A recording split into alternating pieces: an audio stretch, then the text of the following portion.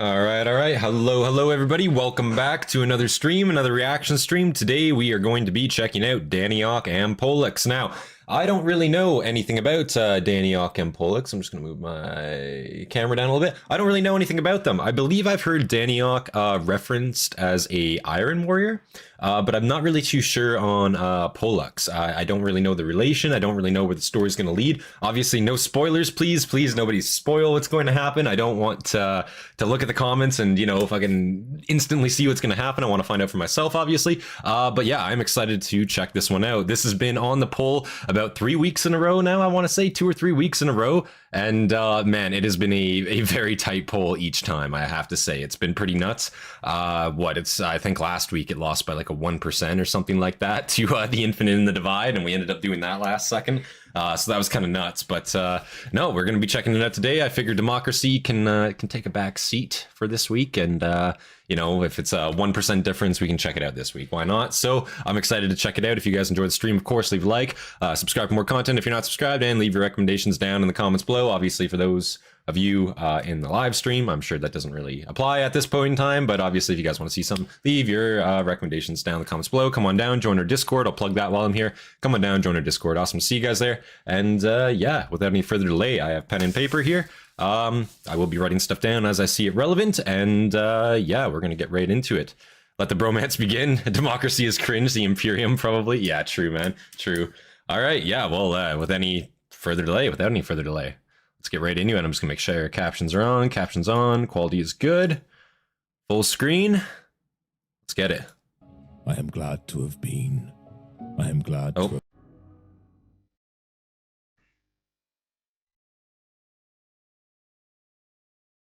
AmberKing Patreon, sweet, good for him, man.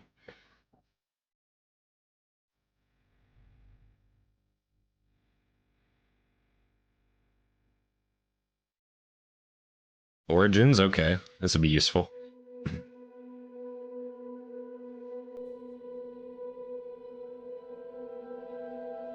They shall be my finest warriors, these men who give of themselves to me. Like clay, I shall mold them. Oh, I wonder who this could be. Of war, forge them. They will be crying already. Manly tears, I hope. Of course, of course. I clad them, and with the mightiest guns will they be armed. Is this one gonna be sad? They will be oh man. By plague or disease, no sickness will blight them. They will have tactics, strategies, and machines, so that no foe can best them. John Warhammer. They are my bulwark. Much like John Fallout, am I right? They are the defenders of humanity. They are my space marines, and they shall know no fear. Alexis, you must move. I see Crimson the face, Fist. surrounded by rim-caked fur. The eyes are blue, the blue of glacial ice. Elias, it is Elias, my brother. He is still with me. Behind his face, a blizzard fills the starlight sky with spiraling shards of white. You must move now. I feel him grip my arms. My Warhammer is hard. Oh god. Bright pain Hey Cellectra, how you doing? through my body, jagged edged, slicing. Good to see all you guys here, by the way. grinding with Great to see you guys every here. movement. I scream again. The pain is how you know you are still alive.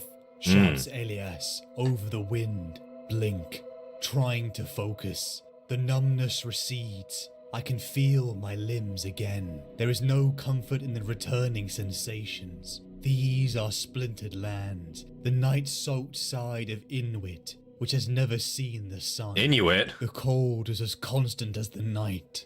The warriors of the Icecast only venture here in metal-plated environmental suits. Damn. Those who wish to join the Legion must cross this desolate place in Oh. rotting pelts and rags. Is this a initiation trial? Is that what we're kind of being privy to here a little bit? It sounds like an initiation trial. Yeah, like they only you know, go there in metal suits, environmental suits. But for just a space marine, you know, they obviously have to make this trial with basically nothing, whatever they can scavenge from the landscape, and they have to make that same walk. I'm assuming that their Primarch did, or one of their figures in their Legion's history had to do. That's pretty awesome, I'm not gonna lie. That's pretty interesting, man. You guys finally did it? Yeah, you guys finally did it. You finally did it, eh? After weeks, you guys did it. I'm proud of you guys. Frozen hellscape of Inuit. Across this desolate place, in rotting pelts and rags. It is a test, a journey throughout a midnight realm of agony. I have chosen that journey, but I will not see its end. There is blood on the ice, frozen hard, trailing away into the distance. Where is it? I ask, looking at Elias. He shakes his head. Strips of rag hide his face. The bullying worked. Finally, eh? Magnify his bulk, so that he looks more like a tundra ox than a man. I do not Peer know, pressure, the end of the but day, it is close. solves He problems, says, am I right? His voice muffled, but still strong. I know that his hands are swollen and black with frozen blood, but the pain does not even reach his eyes. As I fade, he is unbowed. He is my brother, my twin in all ways except one. He is stronger than me. He always has been. I would not have made it this far without him. And now I have failed him. He should leave me here. He looks at me as if he heard my thoughts. Do not even think it, Alexis. I am not leaving you. I open my mouth, but the reply dies in my throat. Over the snow-laden wind I hear it again. A low animal sound, like a breath released with a smile of anticipation. So what's interesting about this Space Marine trial, I will say, what I think is interesting about it, at least, they actually seem to be able to help each other here. They actually seem to be able to, you know, you know, from what I've seen of other trials, you know, they seem to be very, what's the word? I guess individualistic, but that's not really the right word. Like they're kind of in it for themselves, you know. If another initiate isn't, you know, able to make the cut, they will just die. They will fade out. You're not to focus on them. You're to focus on yourself, getting yourself to the end, right? And then obviously becoming a full-fledged Space Marine after that, right? And this, it actually seems like this survival situation scenario, at least, it actually does seem at least like they are, you know, able to help each other out a little bit. And like, I just need to watch it a little bit more, obviously. Are these two already brothers? Are these two already straight up like family, or are they just fellow initiates in a sense? You know what I mean? Still waiting for the Black Knight, the first Templar, the first captain of the Imperial Fist Legion, and the first Marshal of Black Templars, first Emperor's champion. There's a lot to go through, yeah. Peer pressure works, Nagash video went. True, Battle Chicken, true.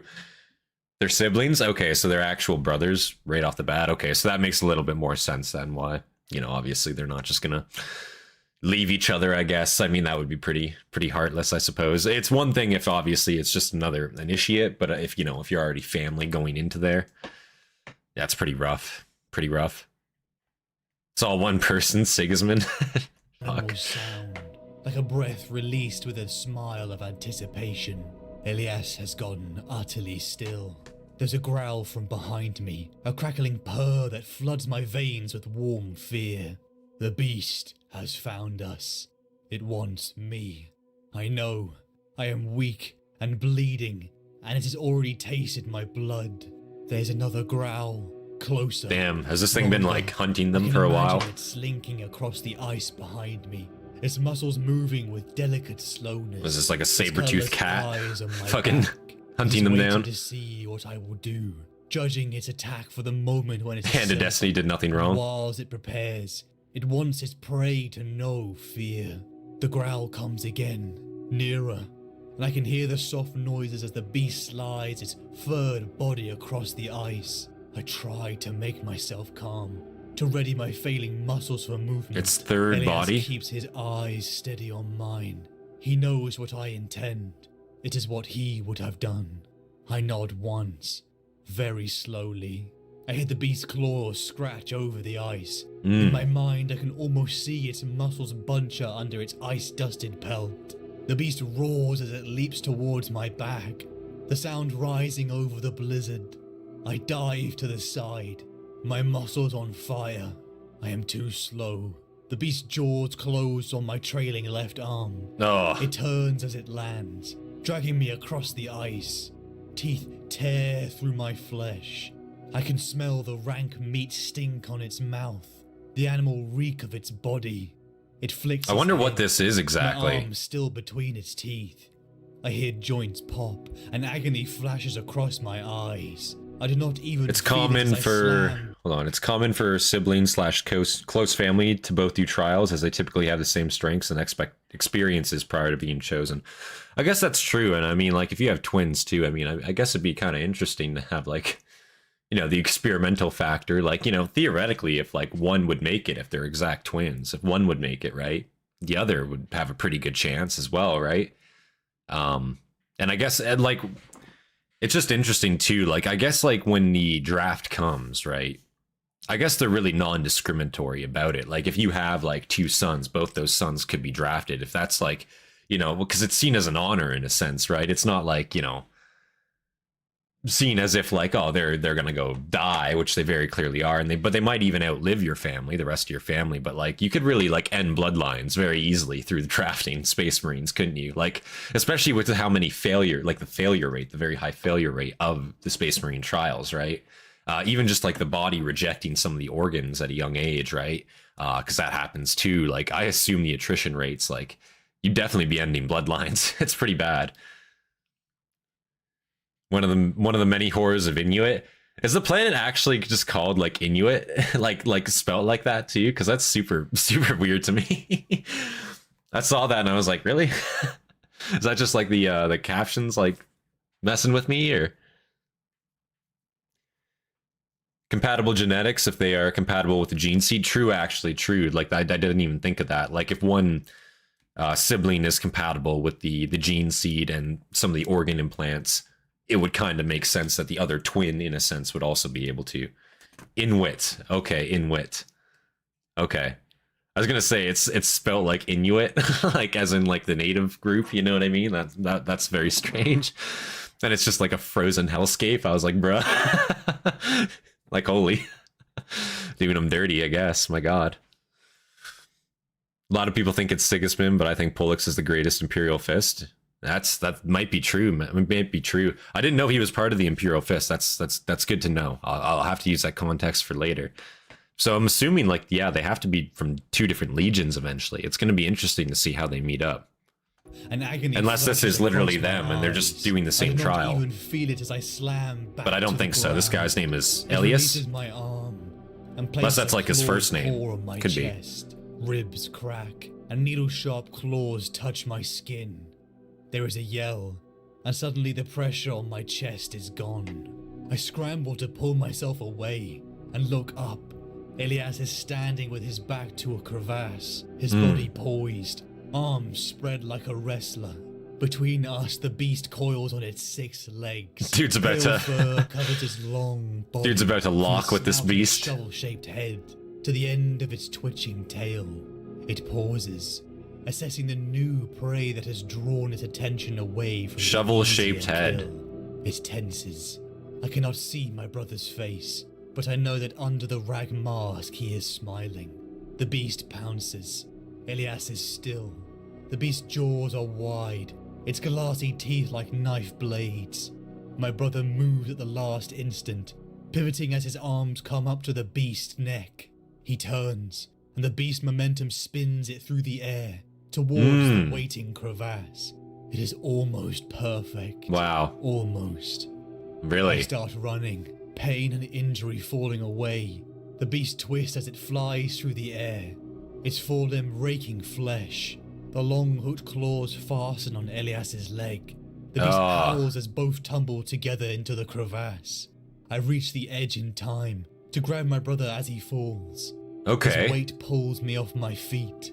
The beast's claws come free, and it vanishes into the crevasse. His brother is blood following as it. His brother's kind of carrying the group here. I'm not gonna lie, a little bit. Like, he, you know, not only is he dragging his wounded, you know, sibling through the tundra, through this landscape as they're getting hunted by beasts and whatnot, but he's also just got the strength to fucking lock throw a fucking an abomination off of a crevasse. Like, I gotta say, that's pretty impressive for even like an initiate at this phase. Now, I don't know exactly how far along they are with their initiate process. I don't know if they've had any augmentation to this point, or if they're still very much like human form. I'm assuming not, right? Like, they got to be bulked to some degree at this point. But yeah, pretty impressive still, I will say. And I mean, obviously they work together, you know. I mean, he did manage to save him at the last second, so pretty impressive. Come free, and it vanishes into the crevasse, drops of blood following as its panicked snarls into the darkness below. Elias is hanging from my hand. I am on my front. Surely you gotta save him here, right? A ridge in the ice. My head and left arm extended over the crevasse's edge. Don't be like I wasn't strong enough. Spinning at the end of my grasp, his hand locked around mine. My arms a lacerated ruin, the flesh punctured and chewed in the beast's jaws. Damn. And Elias's weight is pulling the wounds into broad and bloody smiles. The pain is like nothing I've ever felt. I could understand now. Okay, yeah. My hold is slipping. Pain and fear have become one. I guess in fairness, he did just get absolutely fucking mauled by some, like, you know, saber-tooth cat fucking timber wolf mix, you know what I mean? So, like, I can't really be upset. Like, listen, if he dies here, he died a G, at least, you know what I'm saying? That's what I will say. Like, I don't think it's anybody's fault in this instance if a casualty takes place here. Over our hands, my hold is slipping. Pain and fear have become one inside me. I will not let this happen. I am strong enough. I must be strong enough. That's right. I try to pull him up, and my grunt of effort becomes a scream. Okay. I cannot lift him. Yeah, no, fair. My right hand holding the ice ridge slips. I jerk forward, sliding further over the edge. Alexis. My brother's voice is so low that it is almost lost on the wind. I look down at Elias. His eyes flick to our hands. The frostbitten flesh slick with blood. I don't think Inwit is a death world. They have starships, if I remember right. What he already knows. God damn. My grip has already broken. It is his hand locked around mine that is holding him from the black void below. I see. He was always stronger than me. I look back. That's kind of fucked up. Eyes. No. I shout. He opens his hand. Damn. The Emperor's finest warriors, like clay. See, isn't that kind of fucked up, though? He was always stronger than me. I feel like in a lot of these trials, too, especially if you're sending siblings in together or family members in together, I feel like it really is going to be the case of you're not going to get the strongest sibling because the strongest sibling is going to die getting his other siblings to the finish line. You know what I'm saying? As fucked up as that is to say, I feel like that's kind of true. Like, you'll never get the best of the best because the best are going to die getting the ones they love to the end so that they may live. You know what I mean? Because reasonably here, right? Like, you know, that's what it is. You know, I don't know. Maybe that's bad to say, but the world has tech, but it's still dangerous. Yeah, it still seems like an absolute like hellscape too. I wouldn't want to be raised on this world. I don't know if this world does it have like a civilian population, or is it mostly just like military assets stationed here? Is it mostly just like a recruitment world? Because it doesn't really seem like a place hospitable to the average civilian, I will say. At least, like, you know, I wouldn't want to be there, that's for damn sure.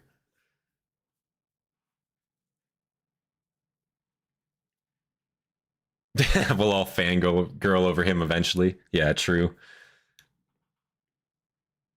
Having good technology is not the same as having a good world. Yeah, that's what I'm curious about. I'm curious if this is like more largely just like, you know, a military asset, like a stronghold type world where they're doing like mostly recruitment, drafting kind of thing, but doesn't have a large civilian population, or if it is like, because it doesn't seem like it would be a civilian planet. It seems like it would have good tech. It feels like by nature of people even living on this planet, you would probably need to have some degree of good technology.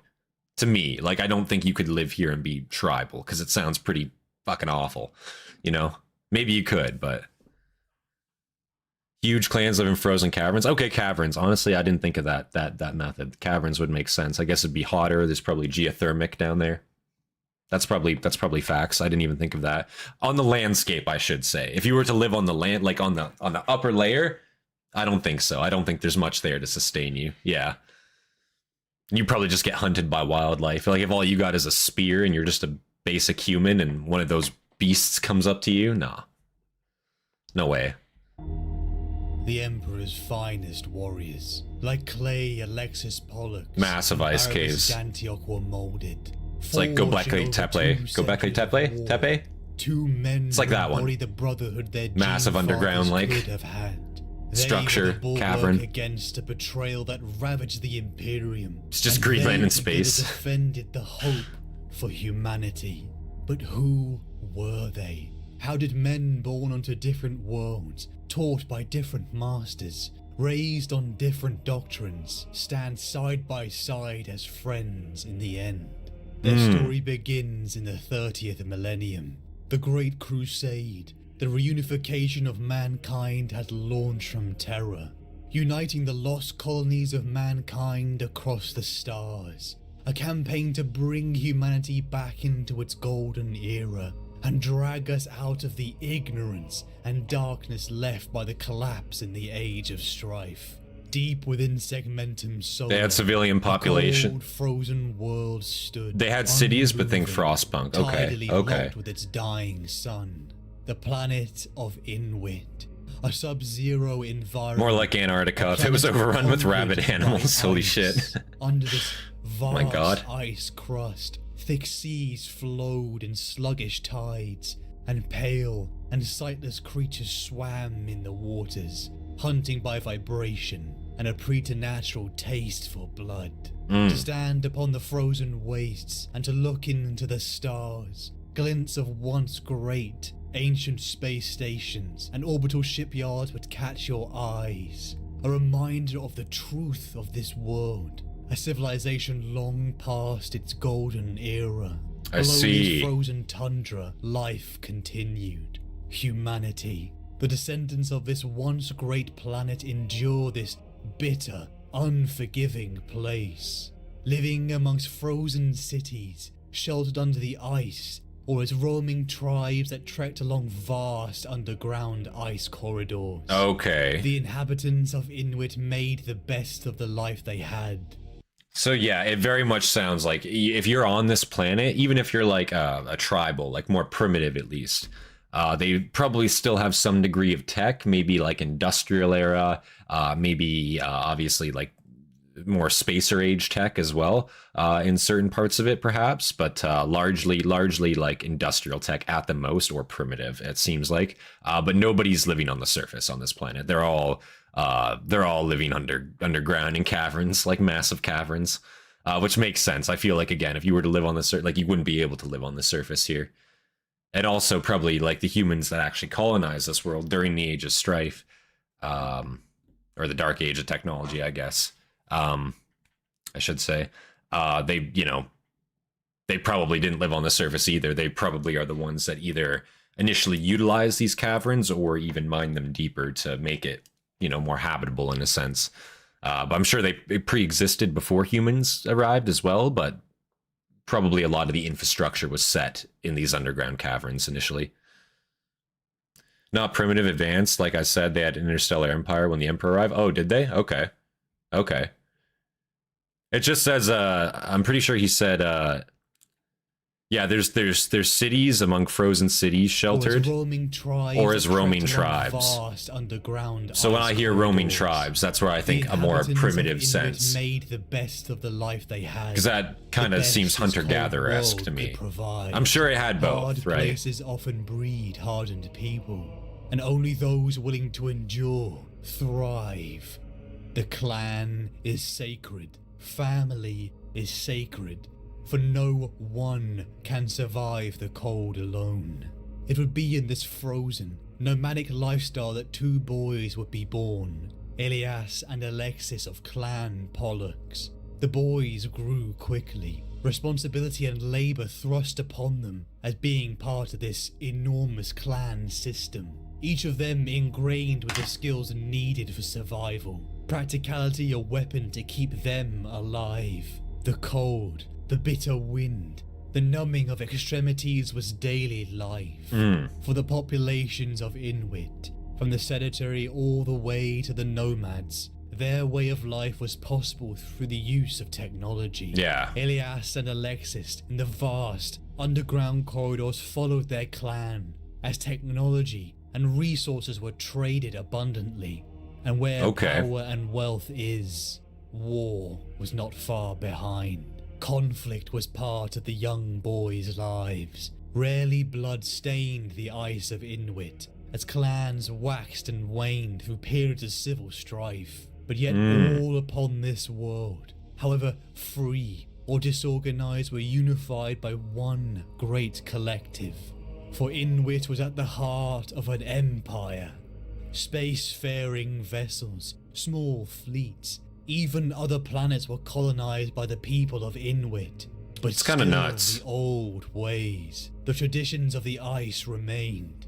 Inuit had forged them, creating a practical and hardened mindset. So I wonder, is the planet itself, is it a unified planet at this point? Or is it still like a multi-nation kind of planet that's out there colonizing? You know what I mean? Is it, you know, I'm trying to figure like what's the exact like scale of this planet. I'm assuming it's not cohesive. Yeah, it's still like a fractured kind of nation based. He's explaining it, not unified. Okay. Inuit had forged them, creating a practical and hardened mindset that produced. I could see how that could cause enduring problems down the people. line for sure. Men Elias and Alexis were destined to become. Before the boys born to the ice nomadic way of life, they were destined for something greater. The boys had heard the stories of the demigod-like figure, Rogel of House Dawn, a man of superhuman stature, incredible intellect, a man who had transformed their people, renewing their hope of once again achieving a golden age. A return to humanity ruling the stars. There he is, For yeah, the Elias Giga and Chad. Alexis and the people of Inuit, the very reminder of past. Look at that chin, glory holy was shit. constant. The That's an land alpha right there. and sky was dusted with frozen relics of a better age. Elias and Alexis were told of how Rogel Dawn had been there that day when an armada, the Great Crusade, the Empire from Terra had arrived, offering them enlightenment, the chance to Put some join the goddamn respect on collective, Jagatai. an imperium of mankind. Holy shit. And just as how Dawn stood, a demigod-like figure with superhuman abilities, an almost incomprehensible, intelligent, powerful, and yet utterly human man was at Utterly the head. human man. Rogel Dawn's father. Yeah. The emperor of mankind. That's what he says, am I Elias right? and Alexis viewed them He's not a like god, guys, not a titans in god. their minds, demigod-like figures who offered a place by their side amongst the stars, warriors to reunite. Just a regular guy, mankind. exactly. Just It look at wasn't him. Just Looks normal to adventure, me. But to people born on Inuit, a duty, a sacrifice. The two boys began their journey, leaving their old life behind, friends and family never to be seen again, but they had each other. Trekking through the harsh, cold wastes on the dark side of Inuit. It's like me for bearing real. the first test, Yeah, designed true. to weed out the unworthy and weak. The boys endured the bone-chilling, limb-numbing, bitter storm winds. He was leading from the front. Elias, he always was. The brothers were twins, but Alexis always felt that his brother was stronger, the same age, and yet he felt younger. Warmth shone bright from the brother that smiled in the face of danger. Almost lost within the freezing blizzard, the boys were set upon. One of the malformed, vile creatures that somehow survived and stalked the ice deserts of Inuit had found them. Alexis was injured. It was his fault. The beast was here, and he knew it. He wanted to let his brother go on without him. Was To it his fault? Leave him. Leave the weakness. But his brother refused, facing down the beast trying to kill his family. Tumbling off the crevass's edge, Alexis reached out for his brother with his mangled hand. They were both falling. Alexis begging for the strength he did not have. One look spoke 1,000 words, and so the strong one, the brother Alexis looked up to, let go. Guilt washed over Alexis. Why? Why him? He should be dead. With grief casting its shadow over him, the boy from Inwit did not give in to despair. So what do you guys think? Should he be dead? You know, because listen, as I said, during the trials, right? I feel like if you're going to be having family together, right? Like it's the case of, yeah, you're not going to get the best Space Marine because the best potential recruit is going to die protecting their family. That's like, you know, if you're a good older brother, that's likely what you're going to do. You're going to put yourself in the face of danger to protect your younger siblings, right? Or to even, in this case, you know, I guess not necessarily younger, but stronger siblings, right? Stuff happens. I don't think it's, you know, it's definitely not his fault. It's definitely not his fault. I'm not going to blame him for that because, you know, again, shit happens, right? And, you know, you can't predict a malformed, like, saber cat fucking direwolf mix like coming at you trying to eat you up for dinner. You know, you can't predict that type of thing, you know. And you know, they obviously don't have anything to fight it off with. The conditions are extremely bad. It sounds like they're on the surface. That's part of the trial, obviously, to to go through the same things that their Primarch did, Rogol did. So yeah, I mean, shit happens, but I definitely feel like sending them together, it's going to give you varying results, is what I'll say, and it might not always give you the best results, you know, because if they went independently, you know, in this case, Elias might have died and his brother might have lived, right? Even though his brother, because he's the weaker one, right? In a sense, right? In a sense there. That's just my thoughts on it. It depends on the chapter, but really who decides who deserves to die. I'm not saying he deserves to die. I'm not saying like anyone deserves to die. I'm just saying like the outcome could potentially be different if you sent them separately rather than together, right? Because you'd be, you know, from the perspective of a Space Marine chapter, you know, the weaker ones will obviously succumb and the stronger ones will obviously make it. Well, the stronger ones out there protecting the weaker ones on purpose is going to mean that the stronger ones are killed off naturally before they even get the chance to become Space Marines, right? That's my thoughts on it. I'm not saying anyone, you know, it's anyone's fault or anyone deserves to die or anything like that. I'm just wondering why it is the way that it is, I suppose, I guess. Possibly, but maybe the death of his brother will drive him to greater heights after all. I mean, that's true. That's true. Like, I guess adversary is like the strongest motivator to get better, right? The strongest motivator to overcome, right? Especially seeing, like, you know, seeing your family member die like that, knowing that you physically were not strong enough to save them, right? Or maybe you were physically in that predicament because you were not strong enough, right? That is a great motivator to get better. I feel like that is definitely a character arc, I will say. I predicted it every time. It's happened to me. Oh, wow. Bro becomes a unit. Yeah, I'm sure, like, again, and I'm sure like a situation like this would inspire you to definitely become better over time. I'm sure he becomes a Giga Chad after this. Shadow over him. The boy from Inwit did not give in to despair. He had to honor the sacrifice, and so he picked himself up, with his mangled body, dragging himself to the gates. Alexis alone joined the ranks of the Chosen. He was to join the Emperor's finest warriors, and like clay he would be molded. He would be forged in war, armed with the greatest weapons. He would be immune to sickness and disease. He would become a defender of humanity, and he would no longer feel fear.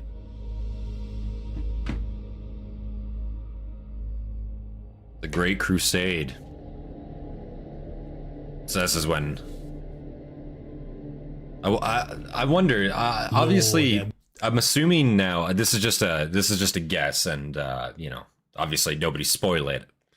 But they're probably going to meet Dantioch and Pollux, right? They're probably going to meet during the Great Crusade, if I had to assume, right? Obviously, you have different chapters mingling with each other, doing different campaigns with each other, helping each other out.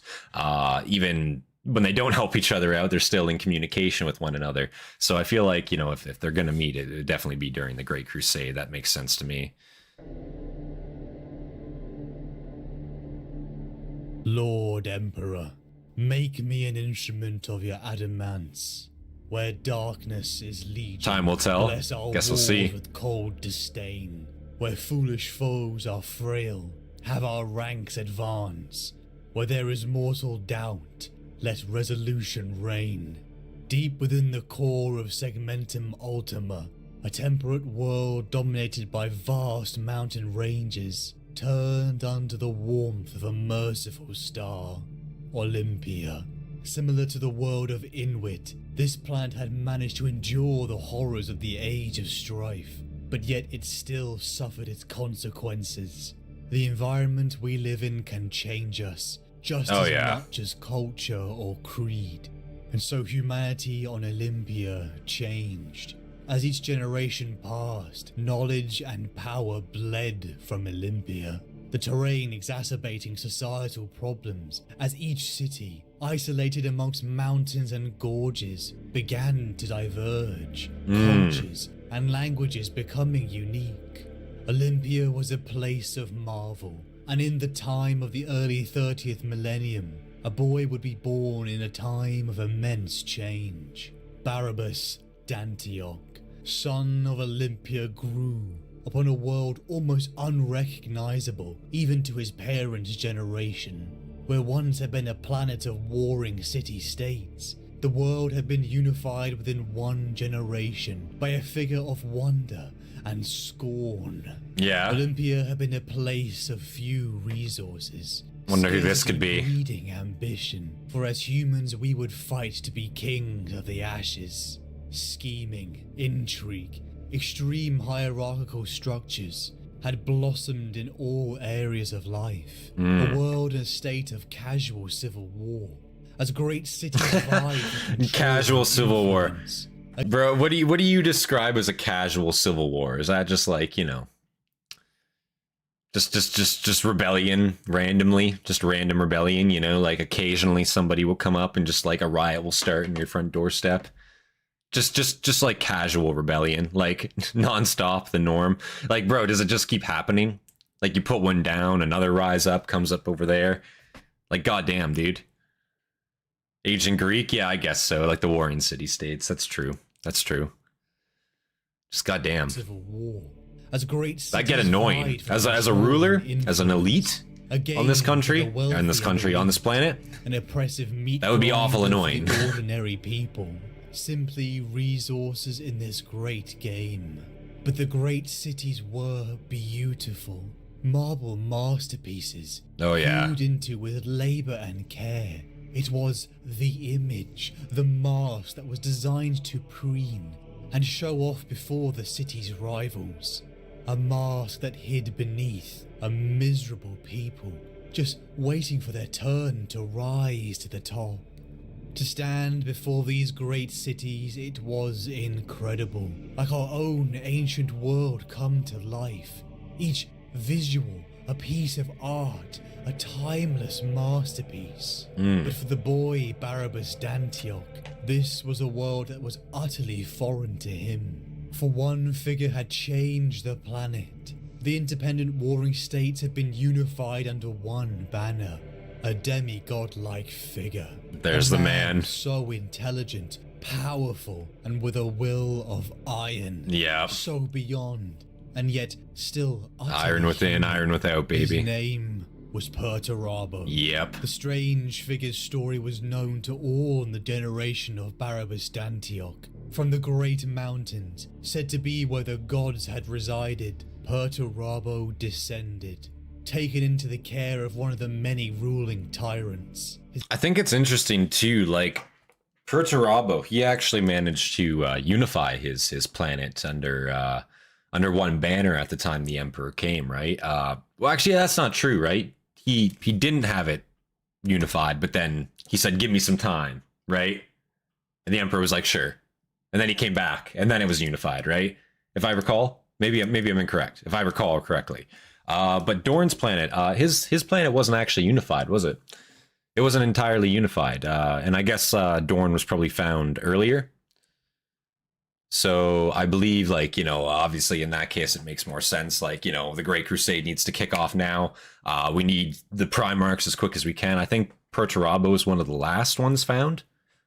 So at that point, it was like, fine, take your time. Take a couple extra years if you need it. You know what I mean?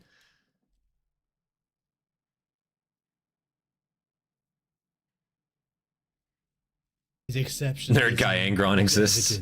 And he grew into a man. And then Heard he had some work to do. Dorn had a space empire. That's true, I guess. But did he have it all unified? Changed. At that Armies point. marched from the city-state of Lokos. Each rival offered a chance to surrender. Dorn or to found have Big E their in space. wars, Oh, really? their Dorn found him. monuments, their history, Not the other way and around. culture erased.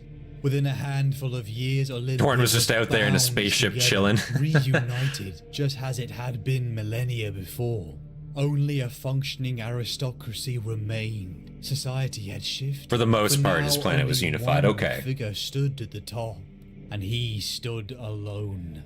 Barabbas Dantioch grew in a time of plenty, almost gone with the petty squabbling, the pointless politics and sabotage. For now it was truly pointless. It had been ground out, replaced by a fairer, but yet unquestioning regime. It was a time under the direction of something bigger, something more vast than any except one on Olympia could imagine.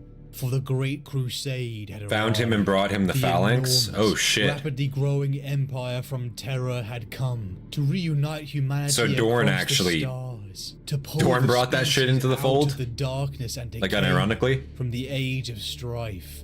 And at the head of this was a man, no, an exceptional creature that was humanity distilled Wow. and perfected. Perturabo's father. Not the a man. Emperor of mankind. Sounds a little heretical. The Imperium of mankind. Thousands upon thousands of worlds united against the horrors of the galaxy. A place where superstition was expunged under the atheistic imperial truth. But this great crusade, this expansion needed warriors. It needed soldiers that were a cut above the rest. For Barabbas Dantioch and thousands of other young boys, the opportunity to wage war in the stars, to be warriors for humanity, was a blend of excitement and fulfillment, and ambition. To stand at Perturabo's side, the genius demigod, who could turn that down? Despite being born into a new age for Olympia, some habits. How many of the die Iron hard. Warriors do you think Barabbas regret it Dantioch, nowadays, like you all know? those born on this world understood a Like, I know hindsight's a societal bitch and all that, but the like, mind was a weapon, a tool that had seen dynasties rise and fall as the city-states warred for power and influence. Knowledge was to be used to advance one's place in the previous hierarchies. Even those of the lower castes could escape poverty and normality by simply being skilled. Dantioch and his fellows learned to absorb information. Knowledge was useful, tools in their arsenal. Education once reserved for an elite class was mandatory for those hoping for elevation. To have lived within this time must have been sobering. The younger generations never knowing the inequality and dread of their parents' life. Where once had been a society that had put faith in a pantheon of gods, it was replaced by a new order. Barabbas and his fellows grew upon the imperial my truth. new There were order. no gods, logic, reason, and rationality were the tenets, the values warriors needed to take to the stars.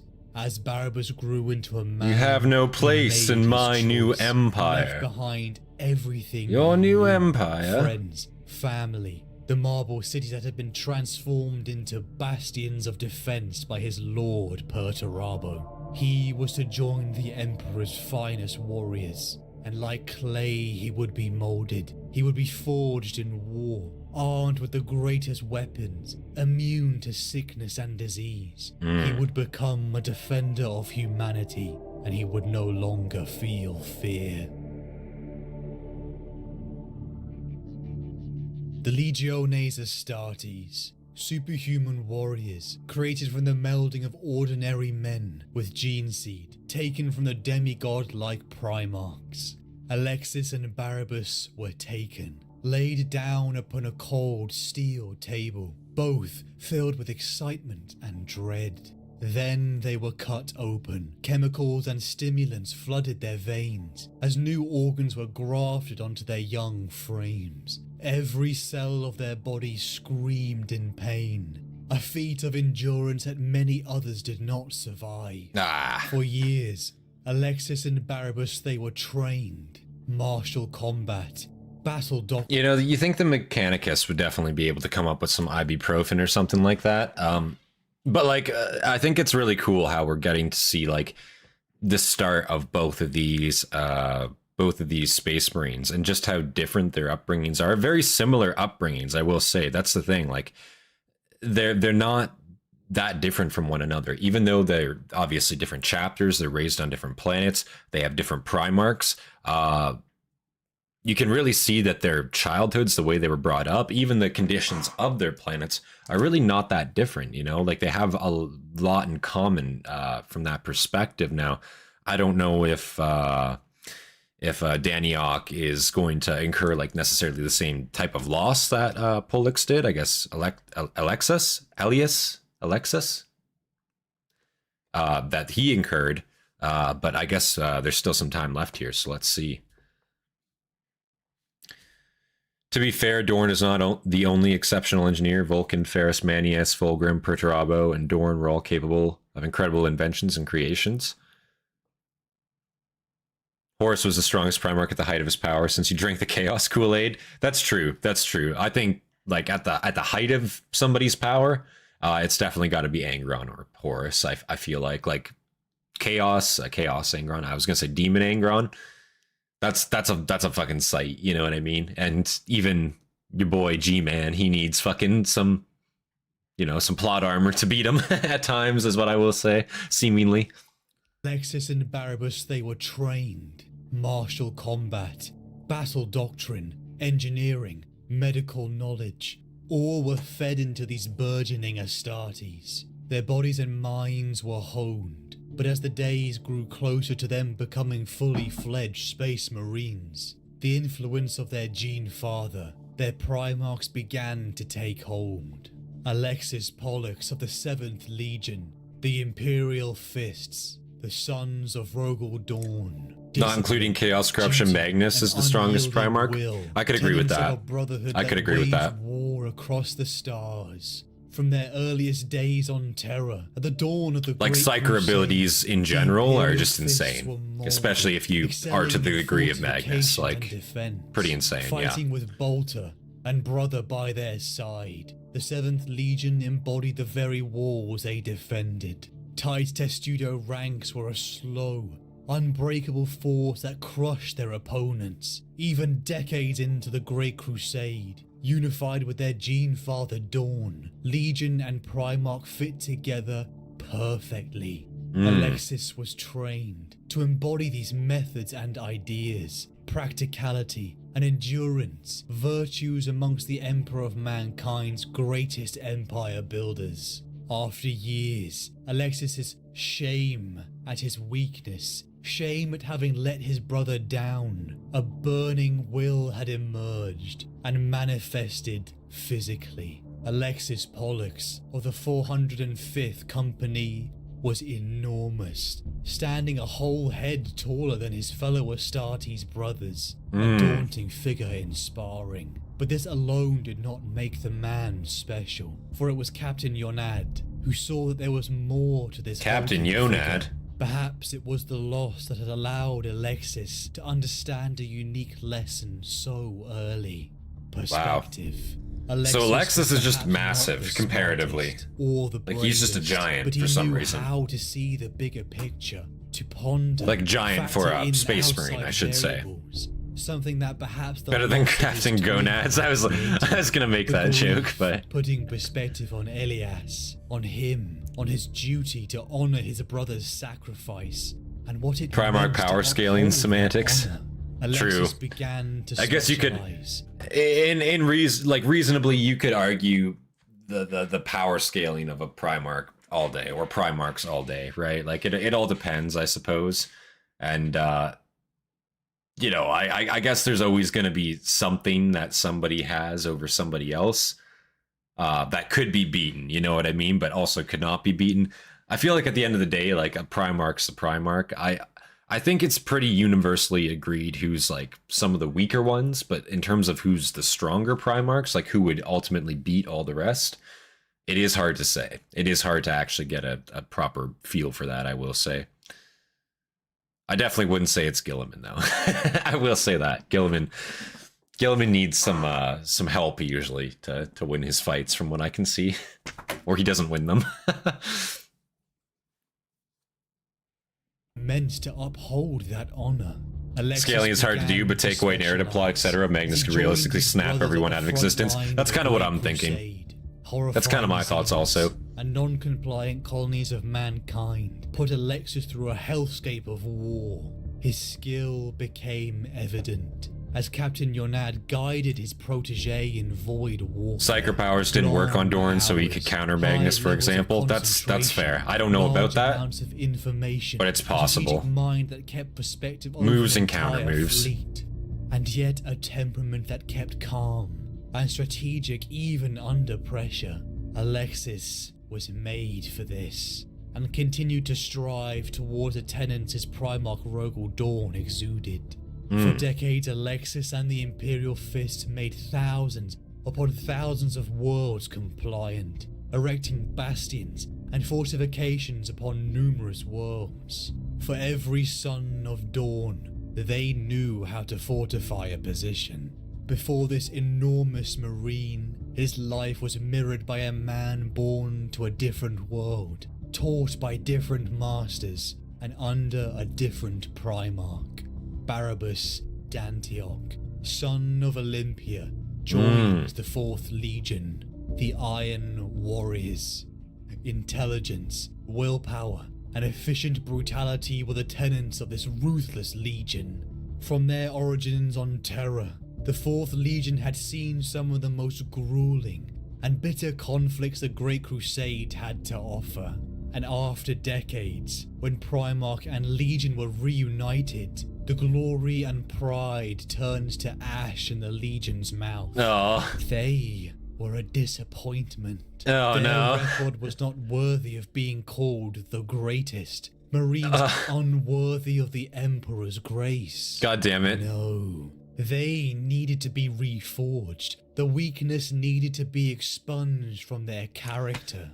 And so Imagine your Primarch you finally find your Primarch. You're like, guys, we finally did it. We're gonna be reunited with our gene sire, right? We're gonna finally have it, made for us, and we'll actually have a proper leadership meant to lead us into combat. Maybe we won't just take massive losses. Maybe we can correct our combat record.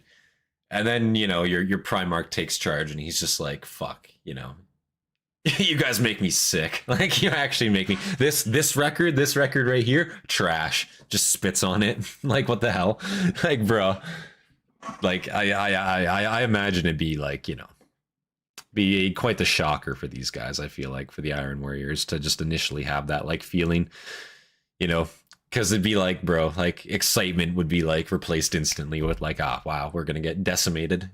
Like, literally is what's gonna happen. We found Dad as he pulls out the belt to beat his kids. Yeah, it's like your dad leaves for a pack of smokes, and then you like see him coming up the driveway, and you like, you run up to him to go hug him, and as you run up to go hug him, he just fucking takes his belt off and beats you with it. Like, what the fuck? Like, that's what happens, Like, what? Like, goddamn. The weakness needed to be expunged from their character, and so Perturabo chose decimation. War is unequivocal, uncaring, unforgiving, and blind.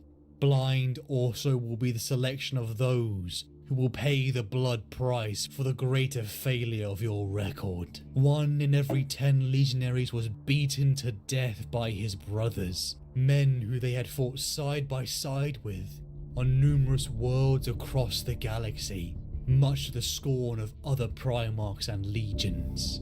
It would be Barabbas and the first recruits from Olympia that would enter this hardened legion. The training was brutal. The example the Terran Marines had endured was clear. Failure was unacceptable. The need to prove themselves. Oh, yeah? Absolute. If failure was so Barabbas, unacceptable, after years of then why did you fail so and much? training, finally became No, I'm joking. Barabbas Dantioch, Iron Warrior, Iron within, Iron without. With Perturabo at the Legion's head, the specialization of the Legion became evident to Barabbas. Siege, warfare, great bastions, held by vile Xenos and non-compliant human colonies, required a patient but brutal force to crack their walls. True. Bombardments, sabotage, fortifications and coordinated strikes were akin to breathing for Barabbas and the 4th Legion. Each great fortress was a mystery, a game to be unraveled and exploited by the attacking force. And just like his gene father, intellect became the most prized quality for the upper echelon of the 4th. Philosophy, physics, engineering and military strategy were pillars that Barabbas poured his time into. Perhaps never the strongest or the bravest man on the field, but it did not matter, for Barabbas excelled in one thing: intelligence. Any task or objective given to the son of Olympia would be achieved. He was reliable, a man of science, using his pragmatic, orderly mind to solve the problem.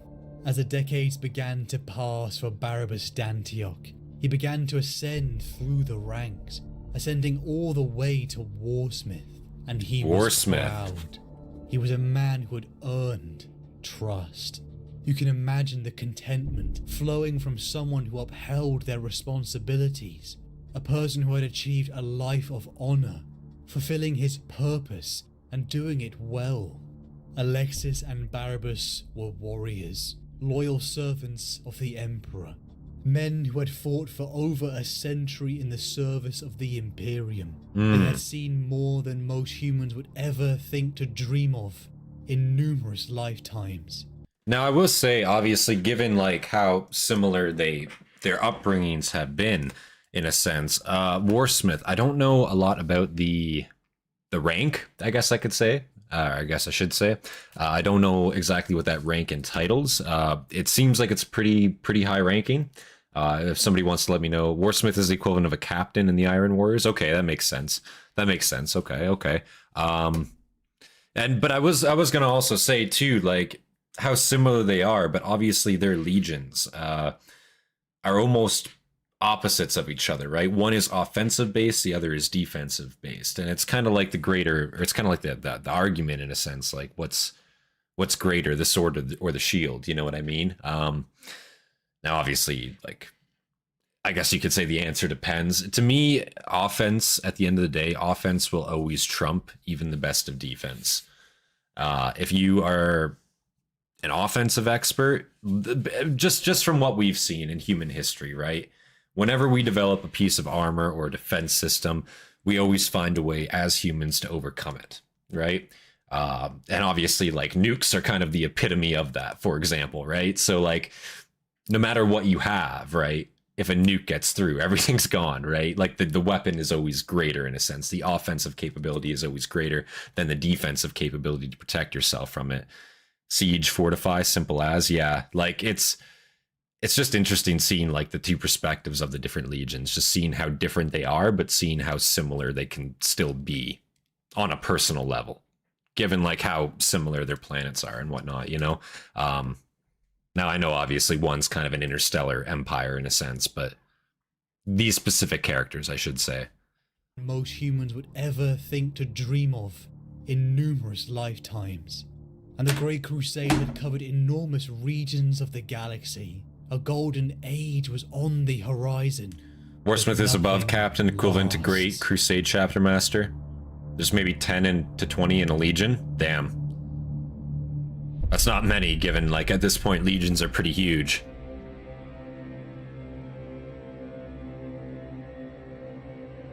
Iron within, iron without. Oh. From iron cometh strength. Oh my. From strength cometh will. From will cometh faith. From faith cometh honor. From honor cometh iron. This is the unbreakable litany. Iron within, iron without. Oh. Dantioch took off his helmet and raised his head. Perturabo paused at the sight of the warsmith's ravaged face. Dantioch's hair had thinned to a few greasy strands, scraped back over his liver-spotted, shining scalp. The skin atop his skull was taut, while that on his face hung in saggy pouches from the bones. Yellowed eyes peered from the complex folds of skin, the orbits of them purplish. His lips had thinned to pink traces atop a chin, riven with deep lines. His skull was visible under his face, as if the skin was a loose cloth cast over a grisly trophy. Man, he sounds He was bad physically right now. lessened by age, though his eyes shone with all the determination he had ever had. God Look damn. upon me and you might understand why. Said Dantioch. The apothecaries believe I've aged somewhere in the region of 3,000 years. Apparently, we of the Legiones Astartes are not functionally immortal after all. Perturabo found it hard to look at his warsmith. He found such decay of the flesh unseemly. Stone and iron decayed. Everything decayed. But the rapidity with which the human body ceased good function and began to collapse offended his sense of order. Oh my god. Humanity was, in many ways, Perturabo, what the despicable. fuck? Oh my god. Do you hear that shit? Do you hear that? Like literally this warsmith. Like this is literally Dantioch, so it's kind of interesting that he lived such a long time, first off. But you know, he's coming to Perturabo like old, wizened. I've aged, yes, my body has aged. And he's just fucking disgusted by it. He's like, oh, get away from me. Unseemly. You know what I mean? Fucking disgusting. How dare you age in front of me? You fucking, like, what? What the fuck? Like, holy shit. I find that kind of funny. I'm not gonna lie. He didn't live that long. He fought against the Xeno Empire that could accelerate time. Oh, that's true. That's true.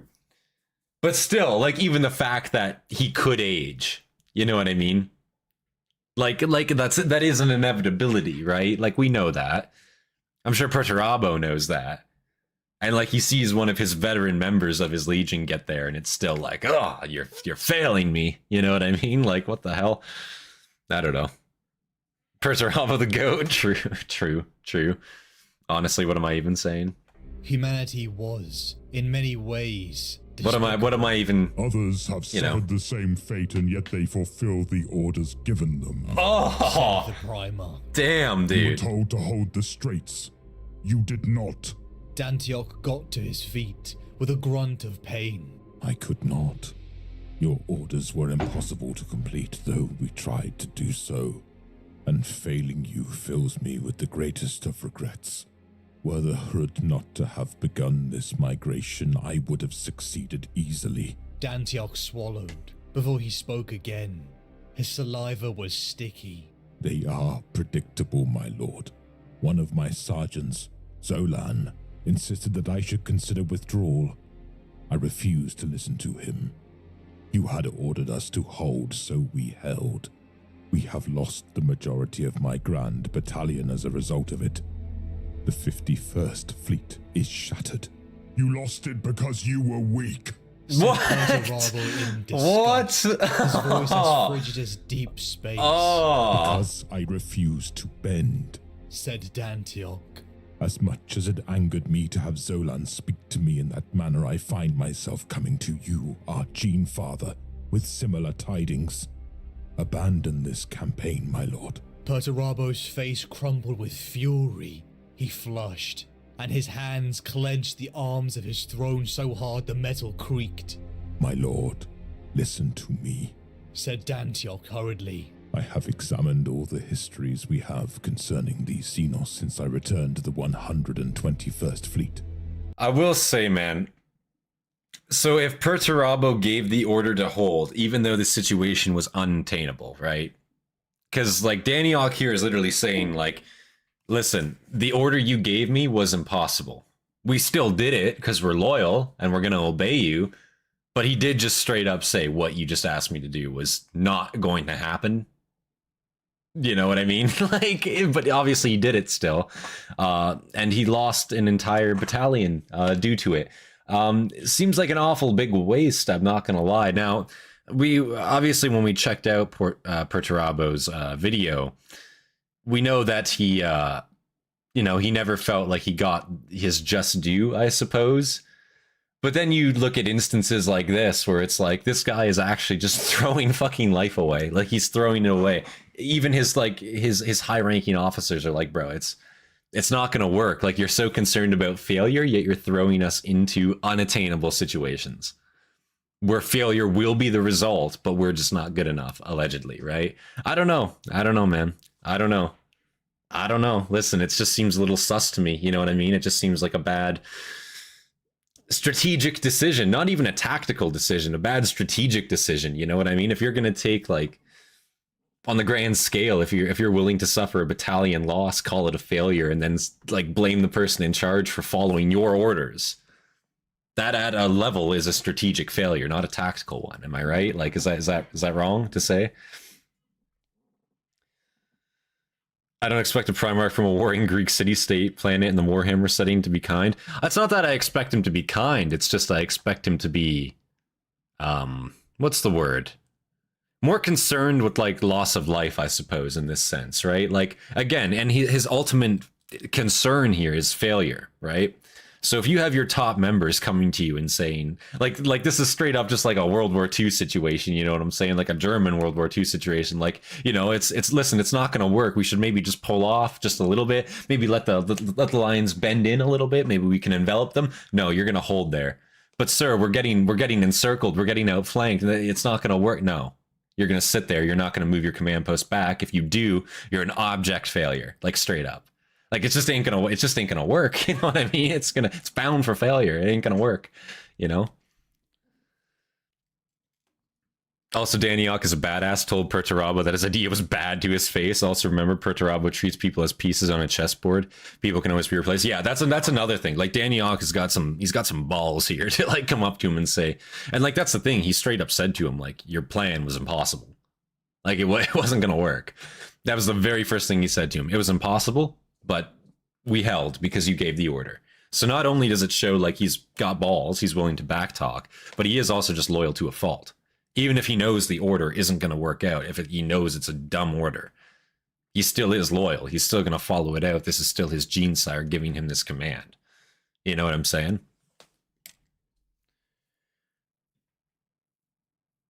You're going to stay there and die, or retreat and be punished as possibly die at my hand. Like, literally, yeah.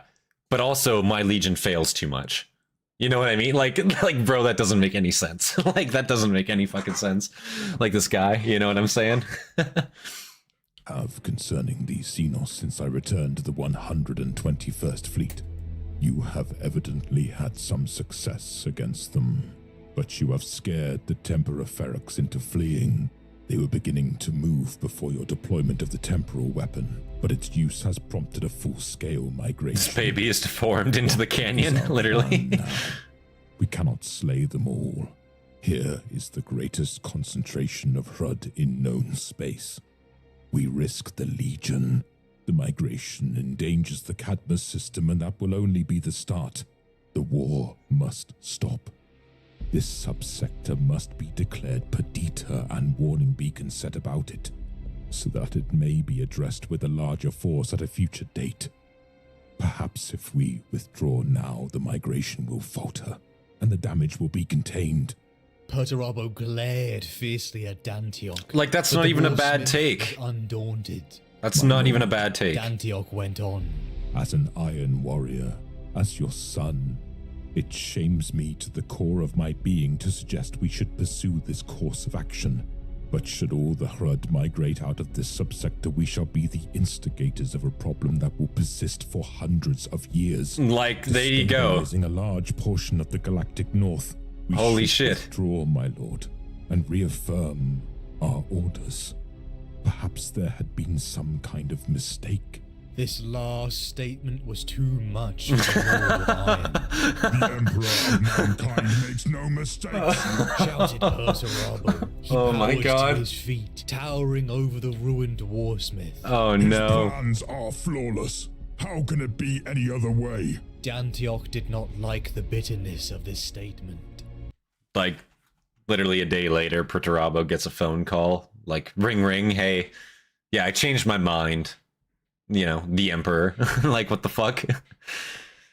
Dude, I don't know. It's just like, and also, it's not even like it's, like they're just clearing out this sector to clear out this sector. Them potentially failing there, like at this point in time, risks potential galactic danger down the line, right? If these Xenos, you know, they migrate out of this system and keep migrating along the path that humanity has, they're currently in an unoccupied system, to my knowledge, or at least one that's less occupied, right? Dantioch here is worried about containing the damage at this point. Listen, they failed. They're getting wiped currently. Like there is no victory to be had here. Maybe there is, but it's very, you know, it's not likely, let's say.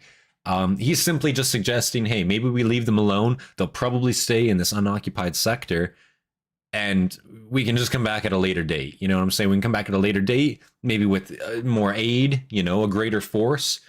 Because, like, again, like, realistically speaking, right, in most combat situations, any combat, you know, situation that I've heard of, you typically want to approach an enemy force with a 3-to-1 ratio, if you can, right?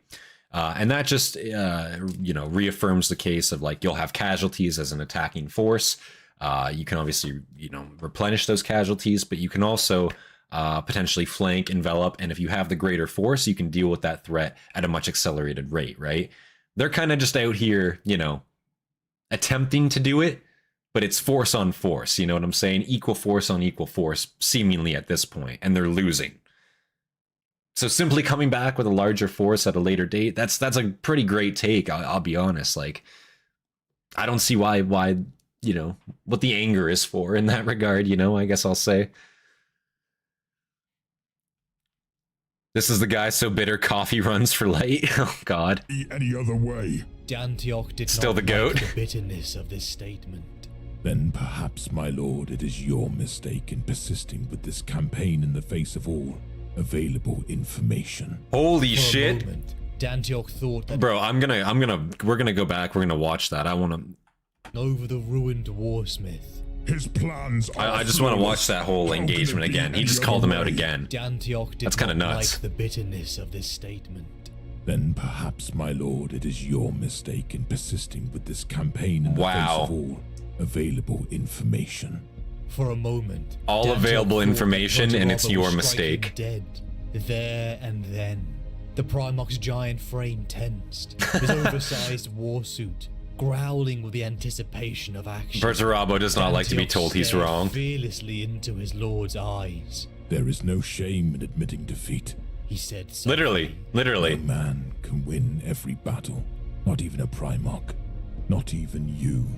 As you demonstrate so well. said Wow. Perturabo. He exhaled noisily. Fucking his wow, breath dude. hot with unspent rage. Perturabo being awful He took a petty right step now is what I'm saying. I don't tension know. bleeding off him. I release you from your orders, Warsmith, and give you fresh ones.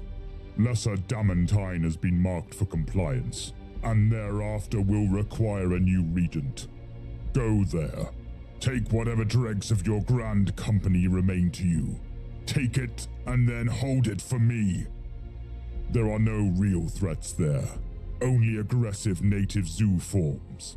I trust dealing with them remains within the scope of your abilities. I have but 240 warriors left to me, and only one remains from my command group on Golgis, my lord. Wow. Dantioch stiffened with the insult done to his men. He will gladly go where I go if you command it.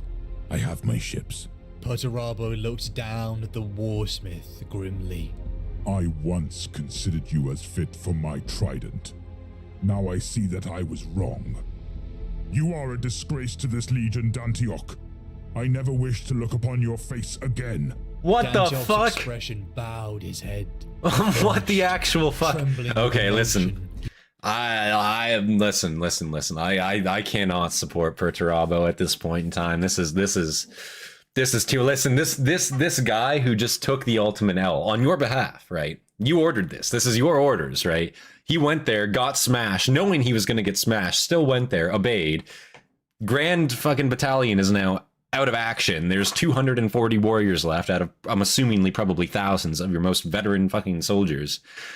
He's coming back to you saying, listen, maybe this campaign, maybe it's, you know, not the best of ideas. Listen, we could just, you know, admit defeat in this instance, not risk a fucking, you know, intergalactic incursion of a Xenos race, and just, you know, mark the system as, you know, don't fucking come to it until we're ready to clean it. And he's just straight up calling him a disgrace, banishing him to a lesser world with like basically no one at his stead. Man, I don't know. I don't know. This is something else. You know what I'm saying? This is pretty petty from Perturabo, is what I will say. Correct. The Hrud are terrifying in lore. It's like trying to get rid of a beehive in a relatively unoccupied spot. They could become a problem, but you're risking agitating them by trying to remove it. Yeah, they're like wasps in a sense, right? Like, you fuck up getting rid of that wasp nest, they're just gonna fucking get aggroed and come out of their nest, you know, and just start attacking everything that's around them. It's not worth the risk, you know what I'm saying? Especially when you're talking potentially billions of lives and potentially hundreds of years down the line that you could be dealing with this. Now that like this herd is now spread out, definitely not worth it. Definitely not worth it in my mind, that's for sure. Wasps that manipulate time and are gross, that's fair. Right side, Perty didn't just throw a tantrum and beat Danny to death for talking facts. Like, that's true, I guess. At a minimum, he could have just, like, skull smashed him right there and been done with it. So I'm very, like, happy that didn't happen, because goddamn, if he did that, it would have just, like, further enforced what I was saying. Like, this motherfucker being real petty right now. Like, he's being real petty. And that's the thing, Perturabo has some really great moments. He's got some really great moments where it's like, you know, I can definitely understand where you're coming from. I can definitely understand, like, okay, you know, you're trying to look out for your brothers, for your family, okay. But then he has moments like this where it's like people that are like ungodly loyal to him, you know what I'm saying, willing to do anything for him, and he just tosses them away as if they're a statistic. And I guess to him they kind of are. Like, he's a very calculating figure. But goddamn, you know, I don't know. It's just hard to support him in that regard, you know what I'm saying? Because, like, these guys are willing to go above and beyond. He's willing to, you know, Dantioch here was willing to take the bullet on his entire battalion's behalf to try to see this order through, and knowing that it wasn't going to work. So it's just like, goddamn, to just be disregarded in such a manner, I don't know. It's hard to respect. Expression bowed his head. Don't worry, Perturabo does it to a different horsesmith. Of course he does. He spoke. As you Probably command, more than my one. lord, so shall it be done. That's why we know Purdy sees that Danny is wrong, or is correct. He just can't admit he was wrong. That makes sense, Alexis actually. and Barabbas were very different from the naive men they had been. Like, it struck a nerve with them, and he's like, just get away from me. Don't talk to me about failure anymore. I know, goddammit. And Primarchs roamed the galaxy, all under the command of one. The brother elevated above the equals. He could never The admit War fault. Master That's true. Horus, command of the Imperial. That's his biggest, like, character flaw, I think. Emperor of mankind returns to Terra, for reasons a mystery to all. And it's interesting too, like, comparing, like, let's say, like, Perturabo with, like, Magnus, for example, right? Where you see, like, you know, Perturabo, he cannot admit defeat. He is so unwilling to admit that he made a mistake, to admit that he was wrong. And then you compare him with, like, a character, a Primarch like Magnus, for example, where it's just like the idea of him being wrong was just all encompassing and fucking shattered him for a time. Like, you know what I mean? Like, the fact that he made this mistake, whereas Perturabo would happen to him and he would just be like, oh, it's the Legion's fault. It's the Legion. It's the Warsmith. They let me down. They're the ones. You know what I mean? It's like, bro, what the fuck? Goddamn. Sanguinius would give you a forehead kiss. True. Yeah, true. He'd be like, my prince. Fucking, like, what? So true. Everyone, make sure to hit the like button, subscribe as well. Yes, guys, if you guys are enjoying the stream, make sure you guys hit that like button. It does help out a ton. So please hit that like button if you guys are enjoying the stream. Really, really does help a ton. Also, if you're not in the Discord, come on down, join the Discord, guys. We got a link on my channel page. Should have one in the description of this video. If I don't, on the channel page, clickable link. Come on down, join our Discord, guys. Perturabo literally replaces his honor guard of veteran space marines with machines because he considers them failures. And then what happens when the machines fail, though? You know what I mean? Then what does he do? You know? Then does he have anyone to blame but himself? No, he'll probably still blame it on the machines, right? Oh, these weren't good enough. I just need to make improvements to them, tweak it a little bit, then they'll be better. He builds another one, exactly. Yeah, like literally. Yeah, like what the fuck? Like, bro. Kind returns to Terra for reasons a mystery to all. The Guargan system, garrisoned by warsmith Barabbas Dantioch and the 51st Expeditionary Fleet. Check out the models for those robot guards. Oh, does he actually have like models for them? Are there actual like models that you can buy for him? Send that in Discord if you can. Of its orbiting moon would send that in Discord, let me know, I'll check those out. Violence and power. The Hrud, a vile, mysterious Xenos race, had come back to reclaim their territory. Oily skin, segmented limbs, a face with disgusting dripping mandibles that would lead you to stare into large, void black eyes. Something was beyond wrong with this enemy. To even be in their presence, oh my god. Time seems to shift and accelerate. To be in the presence of the Hrud, you would find your skin would wrinkle, your bones would start to ache, you feel your strength draining from you as your hair would turn bleached white. A horrifying, rapid aging that would leave you nothing but dust and bones. Barabbas and his Iron Warrior brothers were the only ones remaining after weeks of combat. Even their very fortress, erected with all the genius and efficiency of an Iron Warrior's mind. So I have a question regarding the Hrud. What's the proximity that you need to be in for this aging effect to take hold, I guess? It really does sound like some like reverse like Fountain of Youth shit, I'm not gonna lie. This is why Jagatai is the GOAT. He considers his senior council as equals to him and actually admits he doesn't know everything and is open to discussion. There's a few Primarchs like that. There's a few Primarchs we've seen that are like that are actually willing to, like, you know, listen to their council, you know? And that's one of the great, those are the greatest Primarchs. Jagatai is a great example of that, to be fair.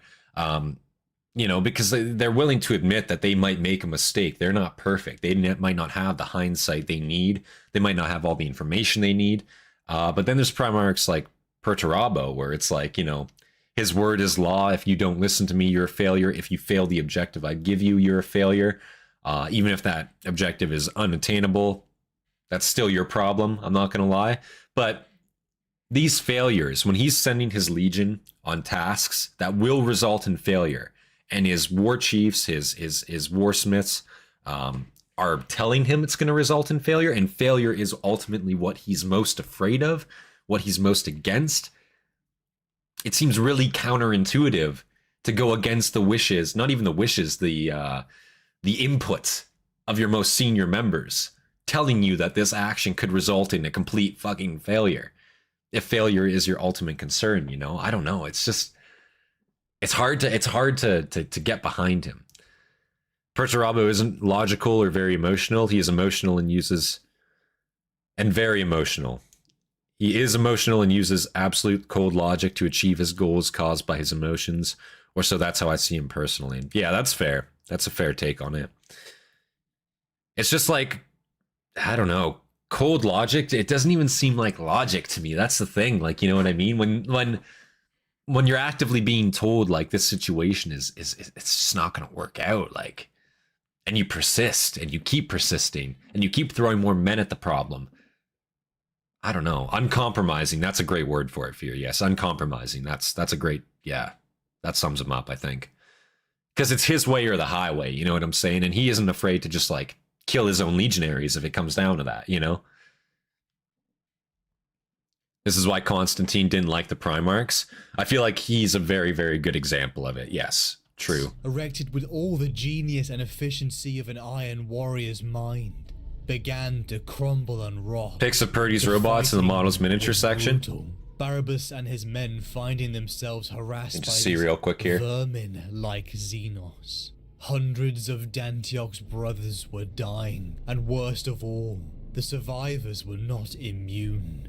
Barabbas, elevated beyond a mortal man, combined with the gene seed taken from his Primarch, his mentor and father-like figure felt his body degenerate. He was pretty sweet. Hold on. Next time we pause, I'll pull him up if you guys want. The in the galaxy were at most 2 centuries old. It was unknown if they were functionally immortal. A hypothesis tested in the mind-breaking combat Barabbas and his brothers were enduring. They were dying. The position was untenable. Even his friend Zolan told him they should retreat, beg for mercy at Perturabo's feet. To hold this position was flawed, mad even, but Barabbas refused because he could not retreat. Iron within, iron without. The battle cry of the Iron Warriors that had been roared upon thousands of worlds was more than just a rally. It was a mindset. From iron cometh strength. From strength this ain't a hobby. Will. It's a way of life. Cometh faith. From faith it's a calling. Like what the hell? And from honor Goddamn. cometh iron. This is the unbreakable litany. Never give up. Never give in. Be immutable as Imagine iron. how quickly a normal person would die to the HUD. Was failure. And Barabbas I'm assuming it'd be like the price for seconds, failure. minutes. The thought of decimation close. Probably in his faster than mind. minutes, right? But he knew Zolan was right. His rational mind was screaming, conflicting with the culture and values. Enough HUD can influence time and their local space around their planet. That's Each fucked. assault Barabbas repelled, he lost So more men. they're kind of like they're kind of like the HUD, I should say. They're kind of like a proximity effect in a sense, right? So the more there are in one location, that amplifies the effect of that aging process. Is that correct? So if there's enough in orbit around a planet, let's say, that planet could potentially start feeling effects. It's not like one individually has to be like a couple meters away from you, but if there's like millions or hundreds of thousands, whatever have you, in one point, that effect could be amplified by a lot. Is that correct? When I look at Perturabo, I can believe the theory that the Primarchs are made from minor warp gods. His lack of empathy or understanding of humanity, his inability to be more than just the siege smith. Yeah, like he's so entrenched with his goals that he's willing to forgo like reason and logic to get that goal done, or to even see it through. And not even to see it through, but to even potentially see it through, because his actions sometimes defy logic. They sometimes go against the common sense. You know what I'm saying? They will result in failure, but he's just uncalculated about it. You know what I'm saying? He doesn't care. You know, they time warped their own planet. Out of 30k space, they weren't technically beaten. They just left. Oh, really? So they could come back in a sense. Who's ready for the newest faction in Warhammer 40k? Am I right? The HUD, am I right? I'd collect them. Just saying. Seems pretty powerful. No, I'm just kidding. I'm just kidding. But, you know, they would be cool to see. I won't lie. Battle. Each assault Barabbas repelled, he lost. Like, they sound like a men, very interesting and his enemy. body became Very dangerous. weaker Like, until near breaking point. He finally one single gave unit, the they will be order broke. to Oh, they retreat. would smash Kneeling everything. down before his demigod I don't think there'd be a like counter to them. Father, Or the Necron. Yeah, Barabbas true. took Necrons would be a off counter. his Yeah. helmet, Yeah. showing his emaciated geriatric features in all their I assume the horror. Necrons actually His would counter body them. had been aged to approximately 3,000 years. Evidence of an Hastate's mortality staring the Primarch in the face. Barabbas was overcome by a deep, soul-crushing shame. He had given his all, and it was not enough. He had failed his duty, his creed, and his Primarch. You lost it because you were weak. The words crushed him. But even in this state, where his body was thrumming with pain and aches, drowning from shame, his brilliant mind still toiled. He self-examined himself, the campaign as a whole. He met his enormous Primarch's cold steel eyes and told him there had been a mistake. The plan was flawed. Barabbas was surprised. his twin hearts still pumped, to question his lord and in turn his emperor. Barabbas had been turned into something greater, but yet utterly human. And to be human is to make mistakes. Something Perturabo in his heart of hearts feared more than anything else in this universe. Yeah. Failure. Failure was worse than death. Poor guy. Barabbas was Not even afraid really. to admit his fault. Like, I feel bad for Perturabo in a sense, but then I also, like, don't, you know what I mean? Like, I do, but I don't. I feel like, again, it's just a flaw with his character, you know what I'm saying? I don't think it's his fault that he's the way that he is. But god damn it, dude, like, you know, when you have subjects such as Dantioch here that are, you know, willing to follow you to a T, and you're just gonna discard them, call them a failure, you know what I mean? Disregard them, disregard what they say to you. It's just a flaw of leadership at that point, you know what I'm saying? Like, it's just not it, you know? Worse than death. Purdy is a total Barabbas prick, was but you can't help but kind of like him regardless. Like, that's the thing, I like him. I see the good side of him. I've seen the good side of him. I've seen where he's actually done helpful things, where he's done useful things, where he's actually, you know, shown, you know, like he does have a decent side. But then, like, you see him just in moments of complete fucking, I don't know, desperation, anger, you know what I mean? I guess what's the word? Doubt, I suppose. And it's just like, god damn. Like, those moments really, really just like, they show, you know what I mean? They show.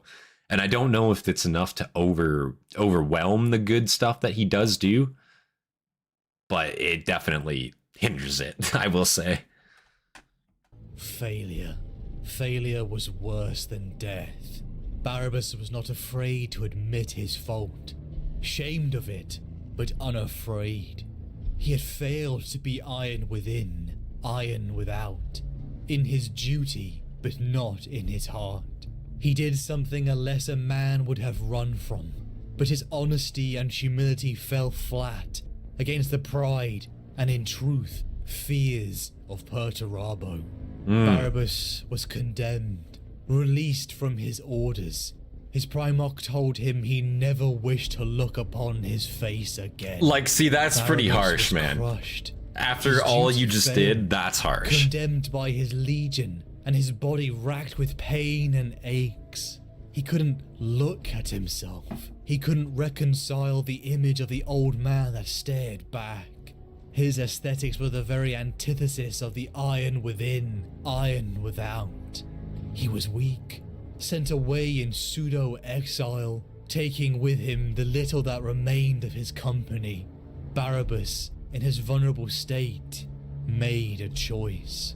He chose to discard his helmet, and in the fires of a scalding forge he began to craft a faceplate that was a work of beauty, a recreation of the Legion's symbols brought into 3 dimensions.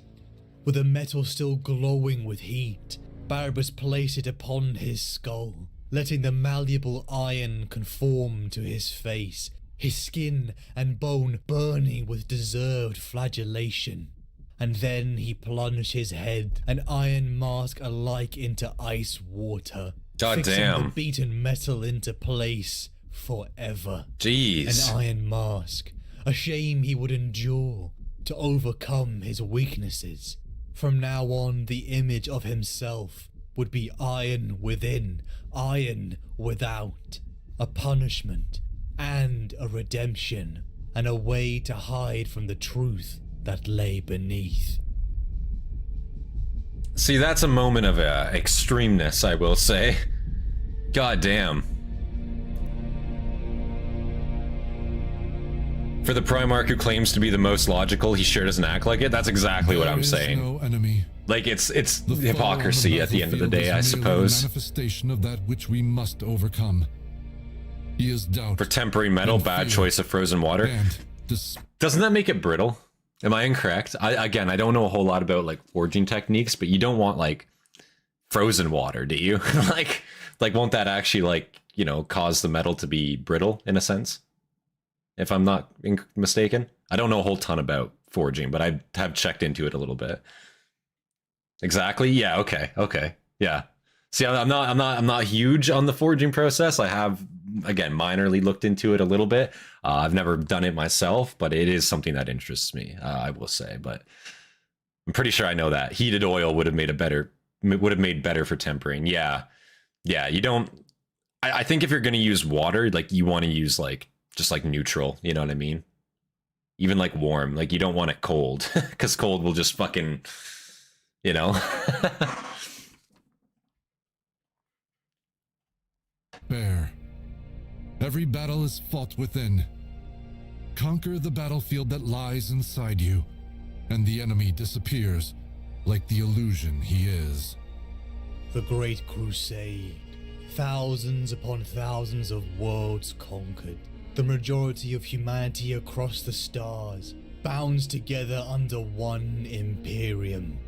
A new golden age for mankind was within reach. Also, think of heated oil on your face instead of frozen water. Dantioch, if you're trying to like get pain through redemption, and lived amongst you want to like the rest of napalm your face. That would definitely be a lot worse. I feel like. Never so kind.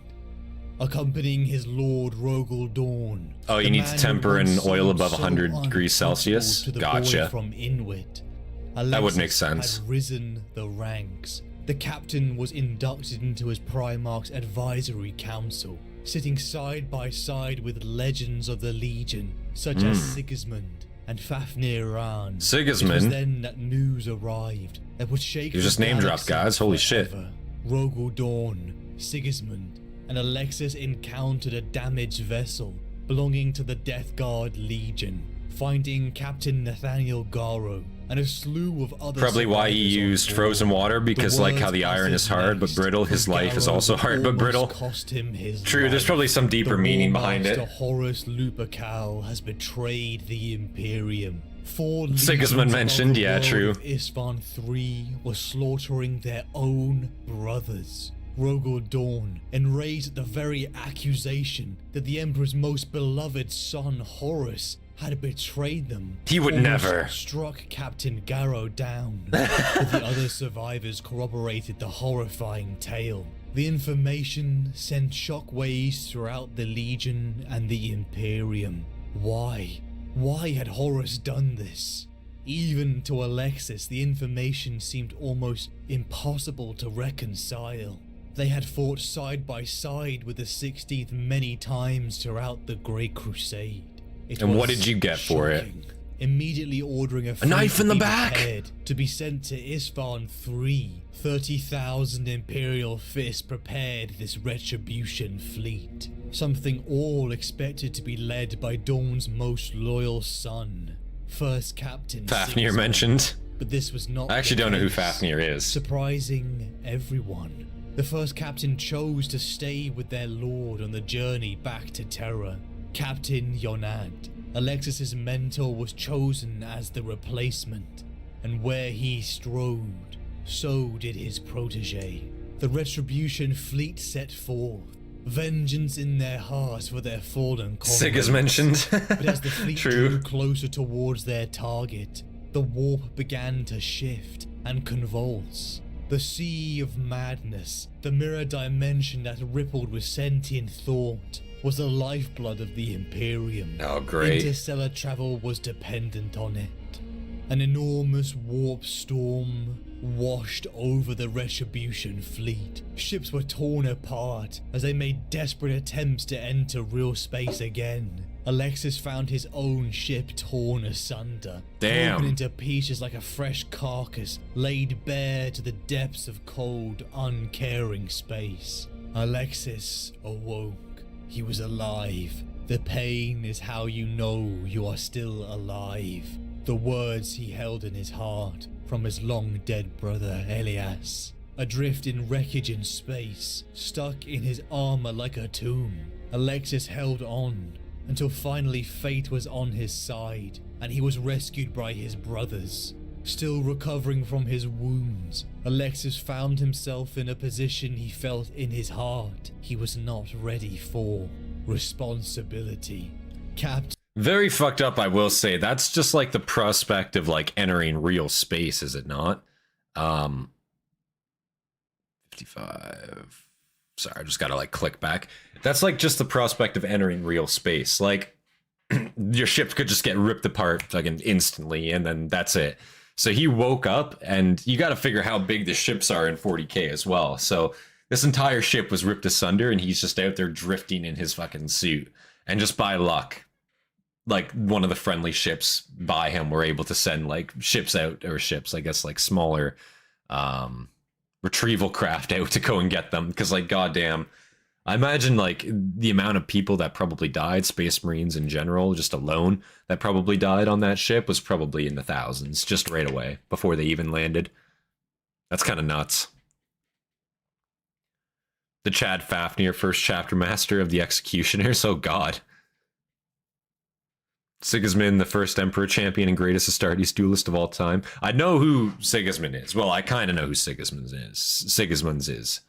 I don't know a bunch about him, but I do know some stuff.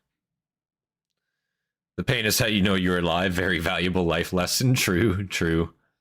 His wounds, Alexis found himself in a position he felt in his heart he was not ready for.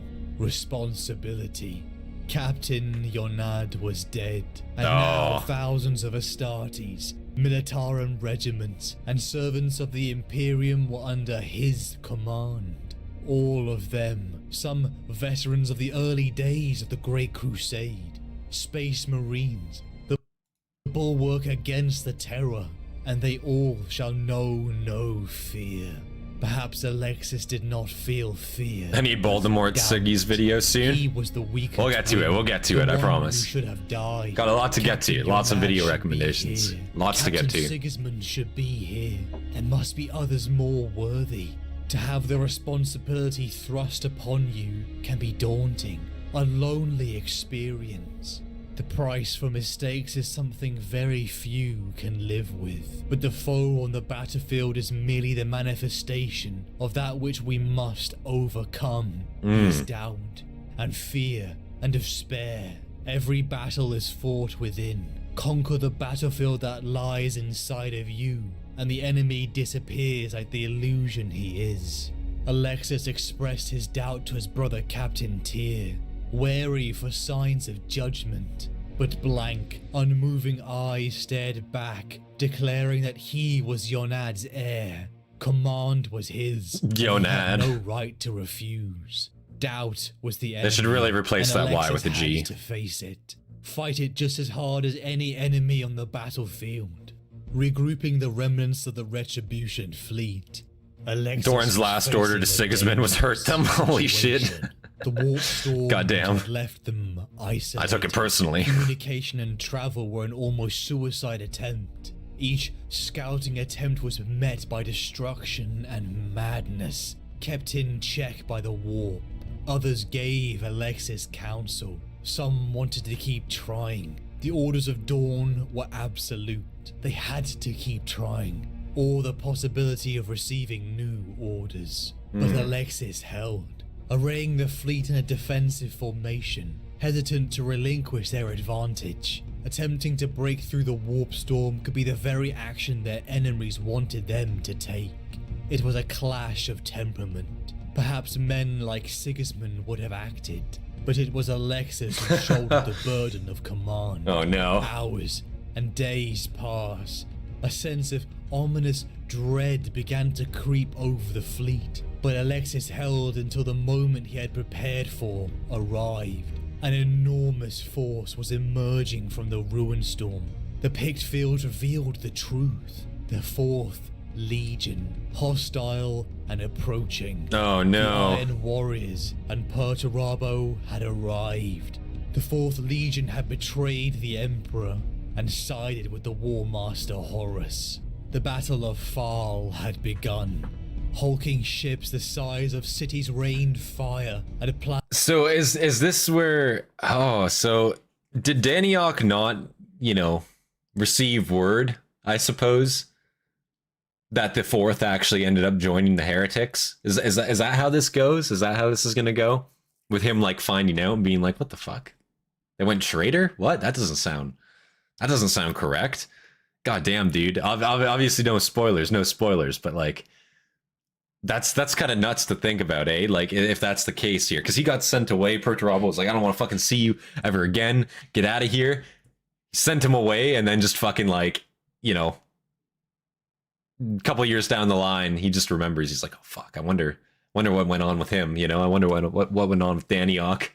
Dantioch's just like, meanwhile, like, what the fuck? Six had a very cool job on the siege of Terra. Hunt every Chaos Lord and Champion and put them down. It sounds like a pretty baller job, I'm not gonna lie. Begun. Hulking ships the size of cities rained fire. Alexis was such a unit. You looked Gilliman at eye level. Thousands Jesus. were lost into the cold void of space. Alexis and the Imperial Fist clashed against Perturabo and the Iron Warriors. A battle that would have been a massacre if not for Alexis's caution.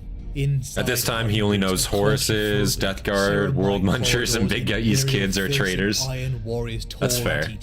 Doesn't know that the fourth is. Each other apart, both suffering heavy casualties. For hours, Alexis coordinated their attack, culminating into a strike for the throat by each force. Just as the tide shifted towards the Imperial Fists, a psychic communication burst through the warp. The priority level absolute. All Imperial Fists were to return to Terra immediately. Alexis, caught within We're in the middle of a battle. obeyed his Primarch. An order rang out for all loyalists to evacuate. Across the small passage opened within the warp storm. Fuck. An order that turned the battle into a massacre. Like, yeah, Alexis and his that's a personal mistake. guard commandeered an Iron Warrior vessel as his own Jeez. flagship burned. That's awesome. The bullet action costing That's him actually his kind of own awesome. Right hand, severed by the scum Iron Warriors. I'm just gonna say it right now. Okay, bad call. Okay, first off, strategically, on a strategic level, if you're mid-combat and the order comes through to retreat, just randomly, you cannot give that order. You have to finish that battle off, especially if you are winning, because the second you start pulling back, they're going to reform and they are going to harry your retreat all the way back to fucking where you're going, right? Like, in this case, it's the opening and the warp, right? So that they can lead back to Terra. Yeah, pulling back in that instance is a wrong move, but I have to say, I'll give them credit where it's due. The fact that their flagship is burning and they launched a final boarding action onto another enemy ship, won that battle, and then occupied that enemy ship, that's pretty nuts. Like, props to them for that. That's pretty baller, I won't lie. That's called ingenuity. We need more of that on the battle space, you know? As the last Imperial Fist lay slaughtered under Perturabo's hammer, hate, sorrow, and fury burned within Alexis Pollux. Deep within an enormous cave system, on the moon of Lesser Damantine, carved into the rock in the ceiling spire itself, stood Shadenhold, a fortress whose architect was a man whose name had been scoured from legionary records, Barabbas Dantioch. Even in this isolated outpost, rumors still reached Barabbas and his men. They scoured his name from the records, even? Horus had betrayed the Imperium. And they fucking did him dirty, man. They did him really dirty. Something almost impossible to believe.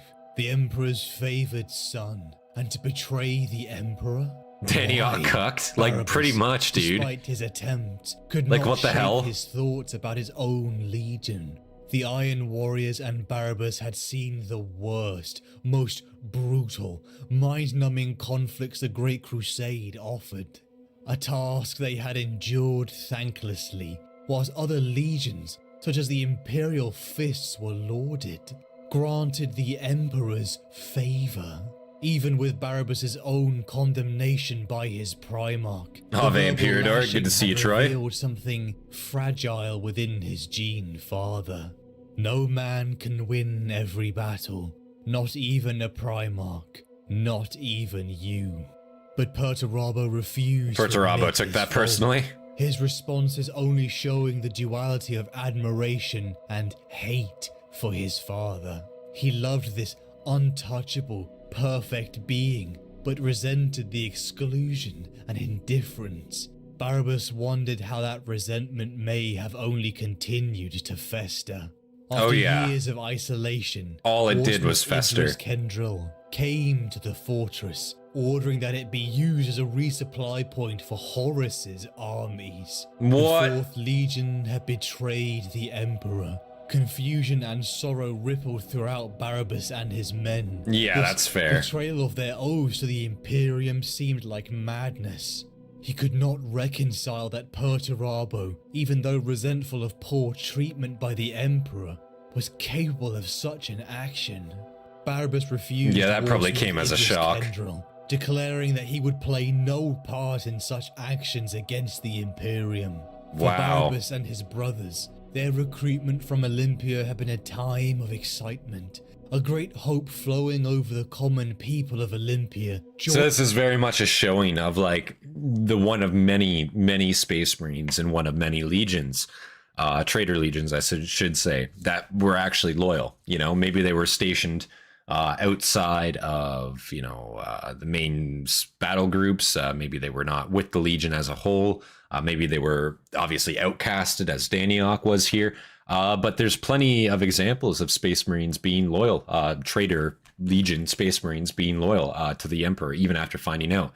And it just seems like fucking madness. Because again, like, this happened a couple of years ago, I'm assuming at this point, maybe even decades, maybe even centuries. Who knows exactly how long has passed at this point. But yeah, to Dantioch, this would be completely madness. Like, how the hell are we going to support traitor forces? What does that mean? There's no way that my Primarch would be a traitor too. I know he was resentful, but goddamn, like, this can't be, you know? So, and I'm assuming like there's many men probably still loyal to Dantioch at this point. You know, even though his record has been scrubbed, all of the men that went with him, all the Space Marines that went with him, I know it was only like 240 ish, the rest of his company. They're probably still loyal with him. You know what I mean? Like they probably see it as completely fucked that there's a heresy going on right now. Horus heresy from start to finish was only about 7-9 years. Yeah, I know that, but I mean, like, from the time Dantioch got like disgraced and stationed here to when the Horus heresy then started. I don't know like the time frame that was. I'm guessing it was probably quite a bit in terms of time. I'm assuming he didn't get like banished and then like a year later the Horus heresy started. I'm assuming it was a pretty big span of time in between then and now. But maybe I'm wrong. I could be wrong.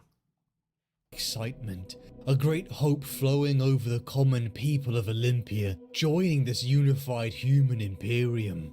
His heart beat with loyalty to the Emperor, to the Imperium, and his Primarch. The latter only wavering because of the mistakes his Primarchs had refused to take accountability for. Locked within this tomb of their own making, Barabbas found a mysterious figure disguised as a hooded cleric, and after some questioning he lowered his hood to reveal his true identity. He was a brother Space Marine of the vaunted Ultramarines Legion, sent to Lesser Damantine in order to recruit Dantioch. His inside knowledge and understanding of siegecraft would be integral in the brimming war. The Ultramarine's name was Taro Nicodemus, and he was a tetrarch of Ultramar and an honor guard to Rabute Gilliman himself. Damn. Barabbas's skill and subsequent dismissal by his Primarch had not escaped all Imperial records. Not the keen eye of Rabute Gilliman, and so the Primarch made a gambit to secure this vital asset. The words flowed from Taro. They're literally rolling up and they're being like, hey, Dantioch, you're going to come with us or you're going to come with us, okay? You can do it peacefully and kindly, or you can do it in chains. It doesn't really matter to us, but you are going to be coming with us at the end of the day here. Like, you're too valuable to just be left here on this outpost world with, you know, potentially having the ability to go traitor. That's just not going to happen. That's not going to fly with us by any means, you know? Goddamn. Time for Danny's hold my beer moment. Yeah, perhaps. Is he gonna refuse? Let's see here. Asset. The words flowed from Taro on how Only Barabbas could save Ultramar. Only his knowledge and skill were good enough. Perhaps deep down, Barabbas would never have admitted that the fault of the father was also the fault of his sons. Pride, something all knew to be a weakness of the 4th Legion. The strongest, the smartest, was a title deep down all Iron Warriors believed that they had earned. A mix of pride, sorrow, and duty had Barabbas in Taro's grip. But what he revealed next almost cost him his life. He spoke of the truth behind the traitor's betrayal. This war was not just a civil conflict, but a heresy. Foul entities of the warp had corrupted the War Master Horus. Warpcraft, sacrifices, and other abhorrent tools were in the arsenal of the traitors. The thought of his legion rebelling was bad enough, but the accusation of witchcraft, heresy, darkness, and the like, I know this must come to a shock, as a shock to you. Taro, his sorrow festering into rage, but Taro kept going until there could be no more denial. To be a man condemned in spite of your dedication towards your home and legion, Barabbas must have felt like he was failing his own world, his home. He asked Taro, what would Primarch Rabute Gilliman ask of him?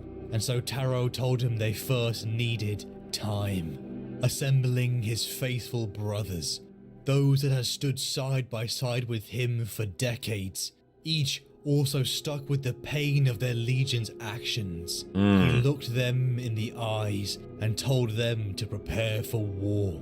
For 366 days, the genius of Dantioch was pit against one of his legionary brothers, Idris Kendrill. The battle of mind and body tested in the format of war, the 4th breathed. Siegecraft. Barabbas, Taro and their men cost the traitors time and resources. The siege was brutal, and Barabbas caught his first glimpses of this true enemy Taro had spoken of. As in a final gambit to end the battle, Idris Kendrill brought in an enormous Emperor-class Titan. The sight of it was disgusting. The war had corrupted it with plague, rust, and disease. A sight that... Yeah, so they're bringing in, like, this isn't even like just a regular traitor Titan. This is like an actual fucking corrupted Titan at this point. That's very interesting. And this is obviously, he said 366 days, I believe. So a little over a year, I'm assuming, into the heresy at this point. And they're basically just doing prolonging actions. And who else, you know, if you're fighting this legion, who else would be the best defense against it than somebody that was trained in those tactics and the manners of that legion, right? You know, somebody that actually knows exactly what they're going to do. A high-ranking member of that legion is perfect, right? But I think it's very, very interesting too, right? Like, Dantioch, obviously, he wanted to cut down that Ultramarine that was telling him, hey, like, you know, your legion actually is corrupted. They're actually, like, you know, they're heretics in a sense. I wonder how much time has passed between him getting banished to this planet, the records being scrubbed, to the Horus Heresy. Like, are we talking decades? Are we talking hundreds of years? Because he, you know, it's obviously probably hard to stomach, but not believable. I don't know if I would use not believable. I think it's very believable to an extent that could happen, especially with how much buildup of resentment was in Perturabo. But I don't know. It's hard to say, you know. A few decades at max, like probably like what, like 30, 40 years, something like that, maybe. The warp had corrupted it with plague, rust, and disease, a sight that induced sickness and dread. After a protracted siege, the end had come, so Barabbas and his brothers sabotaged his masterpiece, Shardenhold, teleporting themselves onto a Sons of Horus warship. Still in the armor of the 4th Legion, the Loyalist contingent strode all the way to the bridge, slaughtering the 16th Legion traitors. The ship was theirs. The siege was over. Friends and brothers of Dantioch had died in this immaculate defense, and would carry their memory with him forever. Just as Barabbas was about to set course for Terra, Tara once again pleaded with the Warsmith. Terra was impossible to reach with the ravaging warp storms, and that Ultramar, Guilliman, had need of him and his 4th Legion insight. Barabbas agreed, directing their forces towards the realm of Ultramar in the Ultima Segmentum. The navigation was extremely dangerous. The tides of the warp were rough, and after months, Barabbas and his men finally reached Macragge, God the damn, heart dude. of Guilliman's realm. Upon meeting the demigod-like figure, he was finally told of why he was so vital. He was taken to the planet of Sotha, and there Dantioch saw something incredible, something that would affect the tide of the entire Horus heresy. A strange Xenos device, unlike anything he had seen before. The Pharos beacon. Also, I think it's really cool too how he's like, you know, he's getting to meet up with all these really important people. Like he's obviously met Perturabo, like his Primarch, obviously, but he's also meeting Guilliman. Like he's meeting a lot of really like upper echelon people. Like this isn't like he's just like some nobody, you know what I mean? He's actually got a major role to play in things to come here, which I think is really, really good. The subtitles are considered war crimes even by imperial standards and shall be reported to the Inquisition. Yeah, Tyrion, I agree. Honestly, the subtitles in this one have been pretty tame, I'm not gonna lie. We've seen some pretty radical subtitles before in the past, goddamn. The subs have become a running joke with how bad they are. Yeah, no, we've seen some pretty radical shit with the subtitles the past few videos. This one, it's been pretty tame so far in this one, I will say. Don't touch the damn Pharos beacon. Yeah, I guess we'll see, eh? Guess we will see.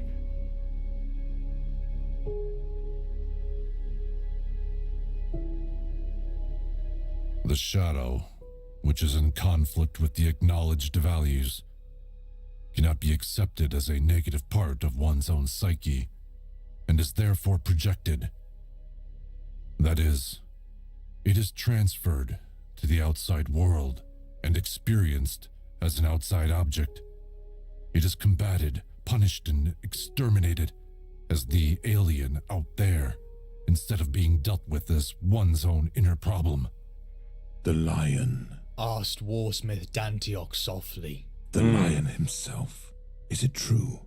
A degree of trial and error had allowed them to permanently stabilize the vision of the primary location Alpha in the chapel of the Memorial, adjacent to the newly founded Library of Ptolemy in the fortress. The chapel, now an oddly lustrous place, thanks to the permanence of the Pharos link, was the site of all audiences with faraway Sotha.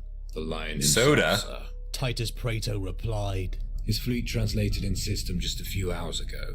So the lion emerges. Murmured Dantioch. He comes to support Lord Guilliman, I trust. Thank It would God. appear so, though he brings with him a fleet force of dark angels that might have split the planet in two. Praeto said. It was a curious experience to be at once standing in a candle-lit chapel and looking into a gleaming abyssal cave of the tuning floor. So he is our salvation. He is our hope. Praeto corrected. It appears he has 20,000 dark angels with him. That number could turn any tide. I mean, let's be Praeto honest. paused. If anyone can get it done, it's definitely Lion. Let's be real here. Equipped me with today's momentous news of the lion's arrival.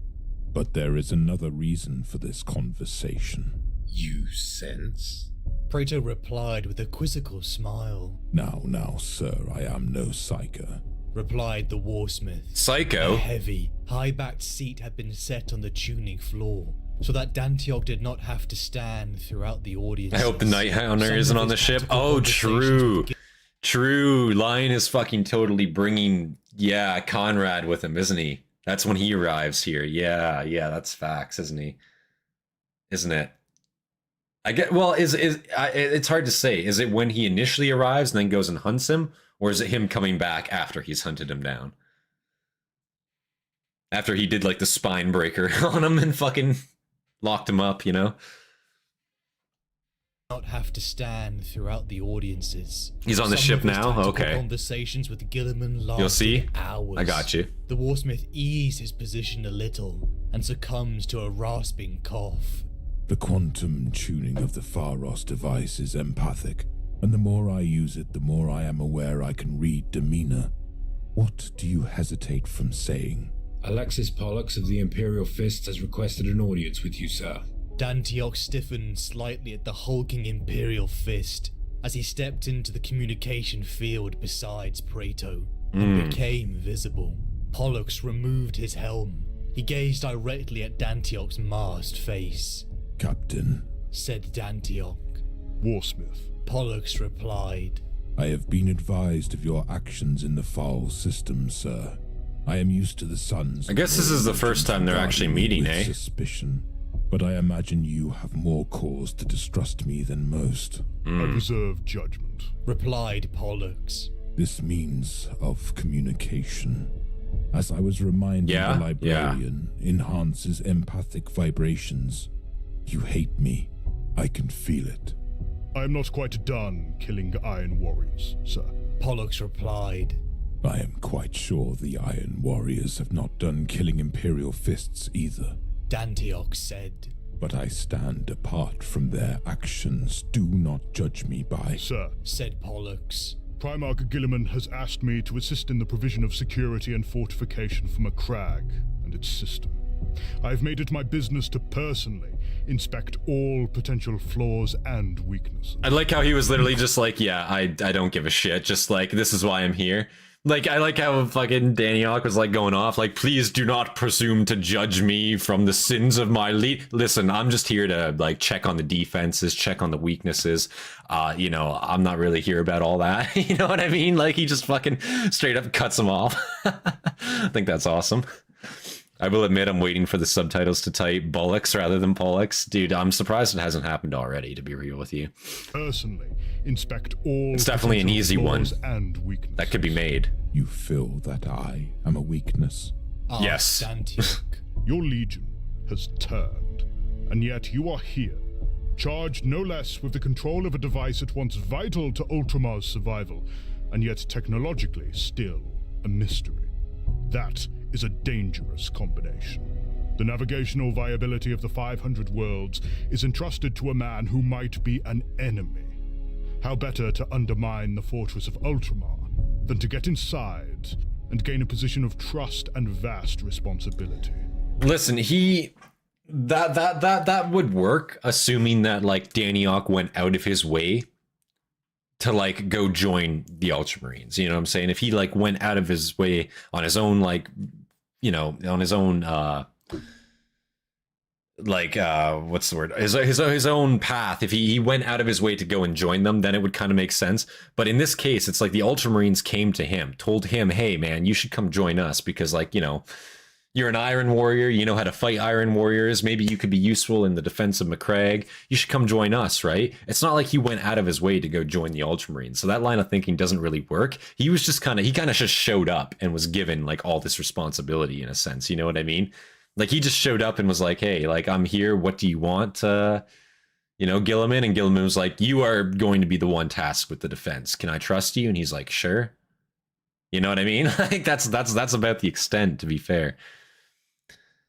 True, but still better to double check loyalty at this time in history. That's fair. It is a reasonable take to go and like suspect him, I guess. But it's also like, you guys are the ones that actively put him in charge to begin with. So if you were suspicious at all, why did you even give him this responsibility to begin with? You know what I'm saying? Maybe you should have, what's the word? Check this out beforehand and then given him that responsibility afterwards, right? Like, try to inspect his loyalties first, rather than already making him, like, you know, in charge of the defense for X amount of days potentially, where flaws could already be like, you know, placed. It's hard to say. Gilliman put him in charge, not Pollux. That's what I'm saying. Gilliman put him in charge, right? And if anything, that's the Primarch. That's the highest guy in charge. And now you have people questioning this, right? So it's like, if Guilliman himself wasn't concerned about it, I guess who are you to be concerned about it in a sense? Unless he was ordered to go and like check him out, I guess. It's just kind of strange. Get inside and gain a position of trust and vast responsibility. I would know if this is your siege. Imperial Fists hate Iron Warriors. That's true. It could just be like you are like miscontempt throughout the legions. But if you learn to read the tuning field's vibrations, you will see my true intent well enough. Besides, if I had been seeking to undermine Ultramar, Captain, it would have fallen already. You seek to distance yourself from your traitor kin, said Pollux. He pointed at Dantioch with his crimson, grafted hand. That mask is not helping. Dantioch's iron mask was fashioned to resemble the emblem of the 4th Legion. That mask is not helping, Pollux, said Dantioch. And it does not come off. Rather than reminding you of my association and origin, it should remind you how far some will go to remain loyal. This tells you something interesting about metal, sir. This mask shows you that some men will wear a badge of shame forever, so that no one forgets the bonds they have broken in order to remain true. Interesting. Dantioch slowly rose to his feet. It's like the same thing with Ultramarines and like the red sergeant helmets, right? It's kind of the same thing almost. Sadly. Let us not debate. Let us simply agree that of all the Legiones Astartes, they are the greatest in warcraft, the finest exponents of fortification, either of building defenses or of overwhelming them. Together, sir, with our talents and vast experience pooled, we can make Macragge impregnable. He coughed again, looked to his side and took up a data slate from the heavy arm of his seat. His gauntleted hand shook slightly at the effort. Now that the Pharos is operational, I have been giving time to the consideration of defense in the Macragge system. Speculation, Macragge. Really. Oh god. Some suggestions. A number of integrated schemes that might work well. He looked at Pollux. This might be the way to prove my loyalty to you, Captain. How? We talk, said Dantioch. Every day if necessary. I share every plan and idea I have with you. Every secret of my warcraft, including concepts the Iron Warriors have regarded as private law since their foundation. I will betray my traitor kin, Captain. I will tell you all of my secrets until you see through this mask and believe. I don't even really see that personally as a betrayal. You know what I'm saying? He's saying, I'll betray my traitor kin. They're the ones that betray the Imperium. At this point, listen, you're just like, you know, they betrayed you. You're not betraying them. Straight up. That's how I see this. The Macragge system, yeah, bro, I like that. We should honestly start referring to it as that, I think. I think that's a better name for the Ultramarine system. You know what I'm saying? We need to make a strain and schedule one called AMCC. True. Macragges. Yeah.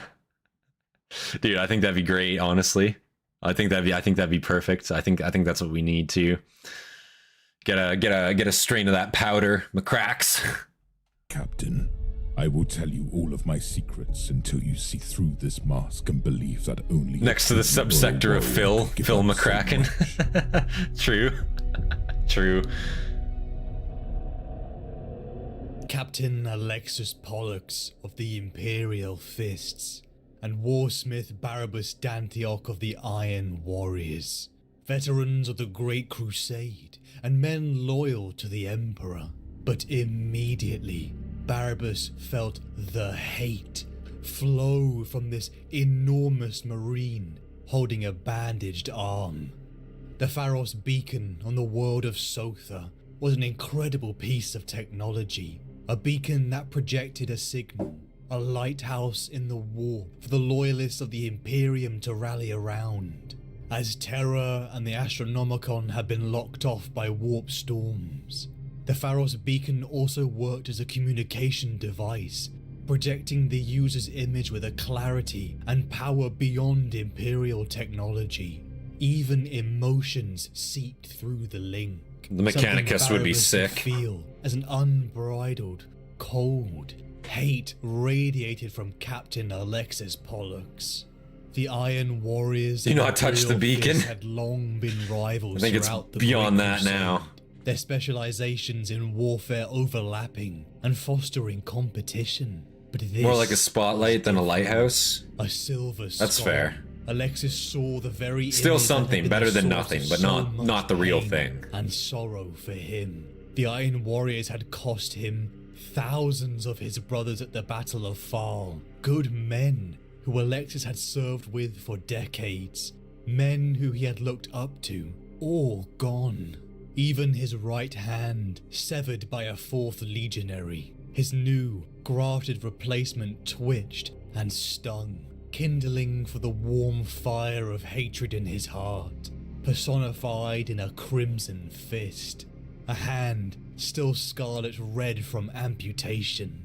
But the shadow which is in the conflict with the acknowledged values cannot be accepted as a negative part of one's own psyche, and is therefore projected. That is, it is transferred to the outside world and experienced as an outside object. It is combated, punished, and exterminated as The Crimson an Fist, alien out pretty much. there, instead of being dealt Bro, with he's... as one's own inner problem. I think that's an interesting, like, concept too, right? Like, obviously we know the Iron Warriors in general, they like to amputate their body parts and replace them with mechanical limbs, right? Even if there's nothing necessarily wrong with their biological functions of those limbs, right?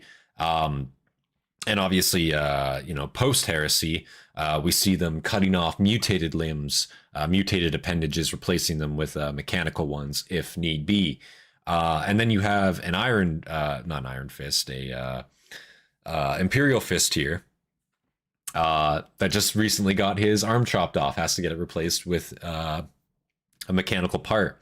So even that, in a way, it's kind of like more similarities between them, just showing, like, you know, just like, you know, in a sense, they're still open to the same ideals, you know, like, hey, you really, really enjoy mechanical parts. I don't, but it's necessary. You have an iron hand, I see, you know.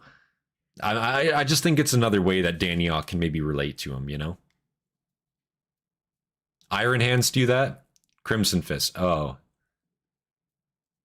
Iron hands, iron hands. They love their scrimshawing. Yeah, true. Instead of being dealt with as You mix up Iron Hands with Iron Warriors. That's my bad, guys. My bad. You know, Iron Hands, Iron Warriors. They both like mechanical parts. I don't know. Listen. It's my bad. I'm willing to take the L when I make them. I made an L right there. I'm sorry. the alien out there. Instead of being dealt with. Crimson Fists are a successor chapter of the Ultras. Banned from YouTube? Oh man. Because perhaps just like that. Deep down, the image of him was a reminder of his own regret and suffering. The lives lost in the evacuation on Farrow. He knew Barabbas Dantioch had earned the trust of Primarch Rabute Gilliman. He used lots of names several times. He didn't make remembering names easy. No, he definitely didn't. To externalize as the He definitely didn't. Before him. And yet in turn, Barabbas was used to this treatment, bearing the armor and iconography of his legion that brought shame to him. He felt like in a way he deserved some condemnation, a glutton for punishment since that loss against the Hrud, even as his body suffered a dull pain, being technically over 3,000 years old. Barabbas, Alexis, and many other Astartes, Astra Militarum, and a slew of other Imperial forces had gathered. I could call you out right now, Tyrion, but I'm not going to. We all make mistakes, am I right? We all make mistakes, am I right?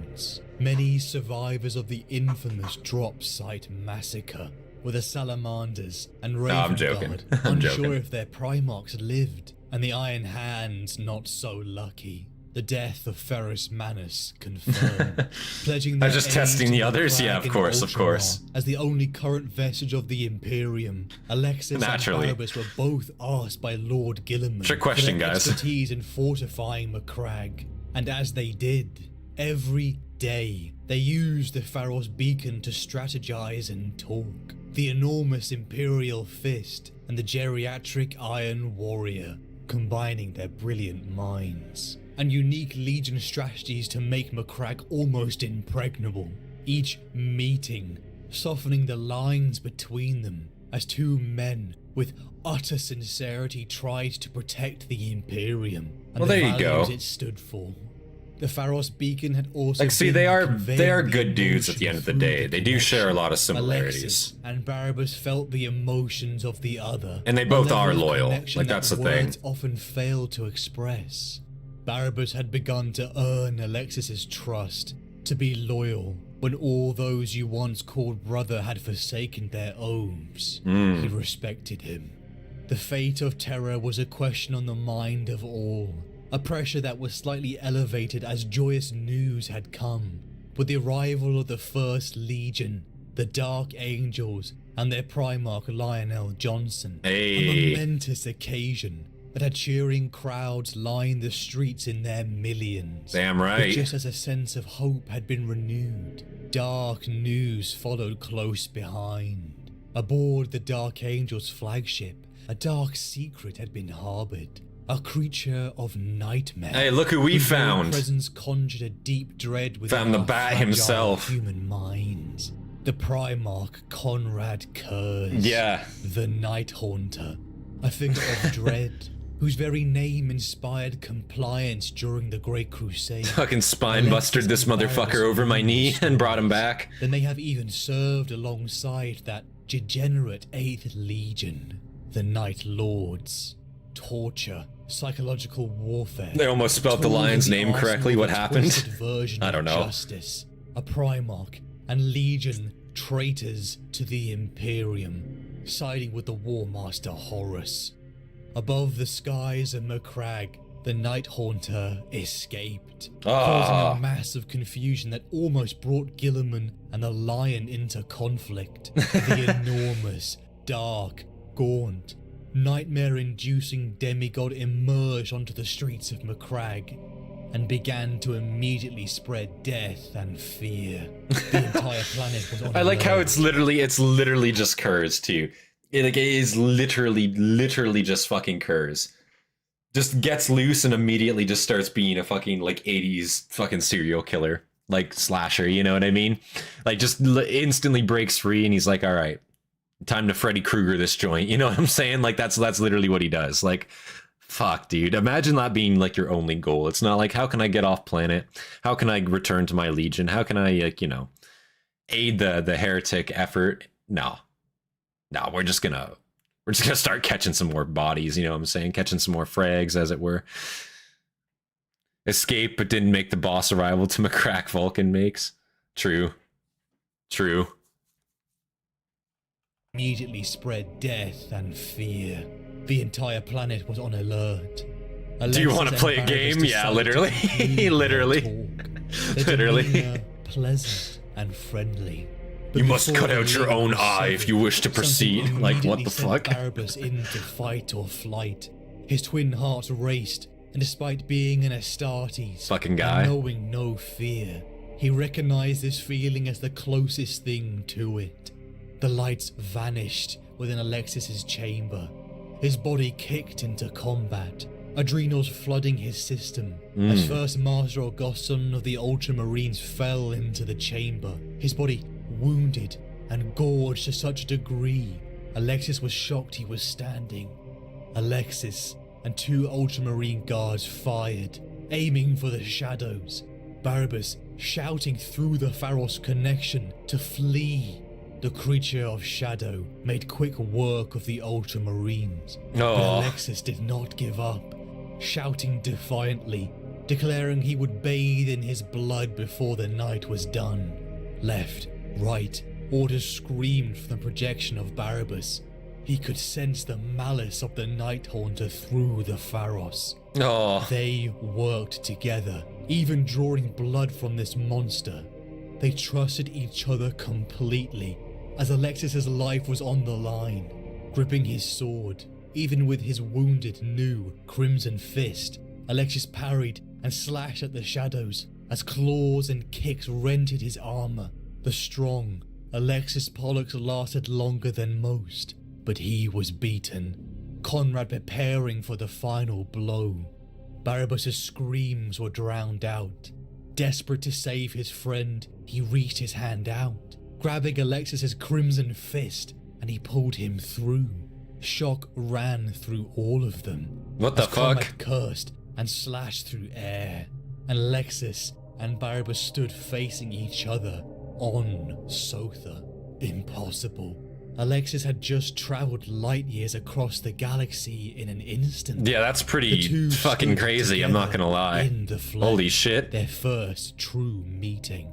Conrad cursed them, begging them to tell him how they achieved this. What? Barabbas replied, Conrad's "The just on faith the other and side. will Fucking tell me! Shaking his fucking fist. How did you do that? Fuck! Like, what? Like, why would we tell you? Fuck off, Conrad. Like, you motherfucker. You're just here trying to, like, murder us, my man. Like, no. Like, we're not gonna tell you shit. Also, I don't even know how I did that. I just reached through, man. You should try it. Like, yeah, let me in. Like, I just imagine it's literally Conrad. Like, you know, like, what is it? Is it Bates Motel I'm thinking of? Like, the Here's Johnny fucking scene. He's just like hacking at the door with the axe. Let me the fuck in. Like, what the fuck? You know? Like, what? Conrad cursed. Still an underrated joke, yeah. The Shining, that's it. Not Bates Motel, The Shining. Bates Motel is the one with the little girls, right? Is that what I'm thinking of? The Shining is, yeah, that's a I guess they're both actually what's his name? Stephen King. They're both Stephen King books, right? If I recall. Pretty sure. Bates Motel is Psycho, that's The Shining also. Is it The Shining also? Fuck, I'm getting it mixed up, man. Jesus Christ, it's been a while. I need to rewatch those movies. It's been a long time since I've seen them, clearly. Jesus. I'm pretty sure it's Stephen King, though. Stephen King made both of those, right? Yeah, the murdered twins are The Shining. Oh, okay. Of good men. When they stand together against infamy, the galaxy fights for them. Their connection, their bond, had brought Alexis through the Pharos device, and it saved his life. But he touched it. Oh, man.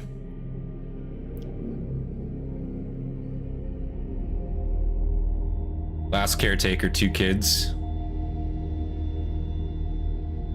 So this Pharos beacon's gonna be doing some shit now, the right? image of Samsamesh 4 wavered. Samsung as if it were 4? viewed from behind a waterfall. For a moment, the planet became solid, taking on the breathtaking clarity that. Honestly, why didn't they all just get themselves some Samsungs? You know what I mean? Like, if they just did that, they could just communicate, you know, freely. You know, I'm sure they'd even get a nice plan. You know, pretty cheap even. If I do say so myself, like, you know, seems a lot easier than this whole Pharos device. But what do I know? For a moment, the planet became solid. King is a taking Shining. on the Hitchcock is breathtaking Psycho at the clarity Bates that Motel. only a Hitchcock. Pharos could provide. Alfred Hitchcock? Think, my friend. That's his name, right? This is not a machine of cold logic, but a spirited thing. Dantioch thought Real for a dad. moment. Joke there, Sen. You Listen. ride on your world. There's the subs, am I The more right? primitive tribes use sleds, pulled by beasts. Pollux grunted. I have neither ridden nor been drawn by animals, so forgive me if my analogy is inappropriate. Imagine the Pharos as a spirited riding animal, a steed that wants to run and run. It is in your power to direct But instead, it, you just gotta but you ride that must motherfucker. enchant to it, work with it, do not dominate Yikes. it. Oh. Empathize with it, follow its guide, and it will provide you with what you Pause. truly need. But do not let it dominate you either. Oh. Allow the relationship to progress away from balance to either side, and the focus will dissipate. Pollux grunted. Okay, Ground bro. his teeth in their They face. gotta be doing that on Sweat purpose, ran right? Down his face. Whoa. He lifted his hands in the imitation of the psychers he had seen in battle. He felt ridiculous. Dantioch smiled. Yes, brother, you are doing it. Feel Dude, this has gotta be like some fan fiction right here. This is funny. Oh my god. The distant world Holy blurred, shit. the colours smearing into refracted rainbow auras around the outline of its disc, Do not dominate it. said Dantioch. Pollux made a choking What? noise. His face bunched and turned red. For the love of terror, Alexis, breathe. Pollux cried out. Holy the shit. image wavered and seems to blow away, like mist on the wind. I cannot do it. He threw his hands up in frustration. It's no use. I understand what you are trying to tell me, Barabbas, and I've been diligent in my notes.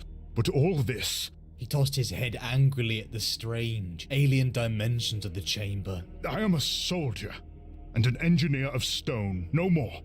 I do not have your affinity for machines. This is a machine of stone. Dantioch limped over to his Got him. friend, his power Goddamn. armor whirring awkwardly at Dantioch's halting movements. Do not be disillusioned, Alexis.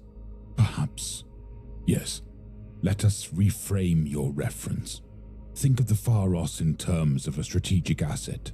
See it in terms of a means to victory. Dantioch indicated the huge sheet of steel where he had painted Yeah, for sure, Hobbit. You have yourself a good one, man. chart, set with Next a number 15 of minutes? Got you, icons. got you. All these points, your observatory of the Emperor's Watch has helped me to identify.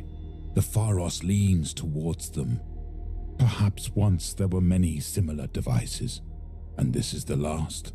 Think of the military application if we were to have 2, or 10, or 20, or 1,000 such beacons lighting up the sky. Warp storms would cease to trouble us.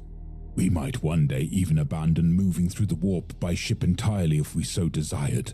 Pollux went to a table and pulled Yeah, if you can water just from a walk through these bronze things, ewer that's super into a powerful, great man. cup. A fine sentiment, but I wish it were a weapon, Barabbas. He drained the cup, refilled it, and drained it again. Then he went to the metal walkway leading out of the chamber and sat down heavily upon its edge. He looked into his hands, one pale, the other crimson, and frowned at them as if they displeased him. There is always talk of the miraculousness of this technology. If it exists, why does the Mechanicum not have it? They barely understand it. They look for spirits in its workings and are suspicious of its origins. Magos Carantinus. The Mechanicus are a mess, that's why. And exercising it. They are an odd breed, said Pollux. Their chatter of gods and ghosts in machines goes against the teachings of the Emperor. In a manner of thinking it does, but their understanding is not so black and white as that.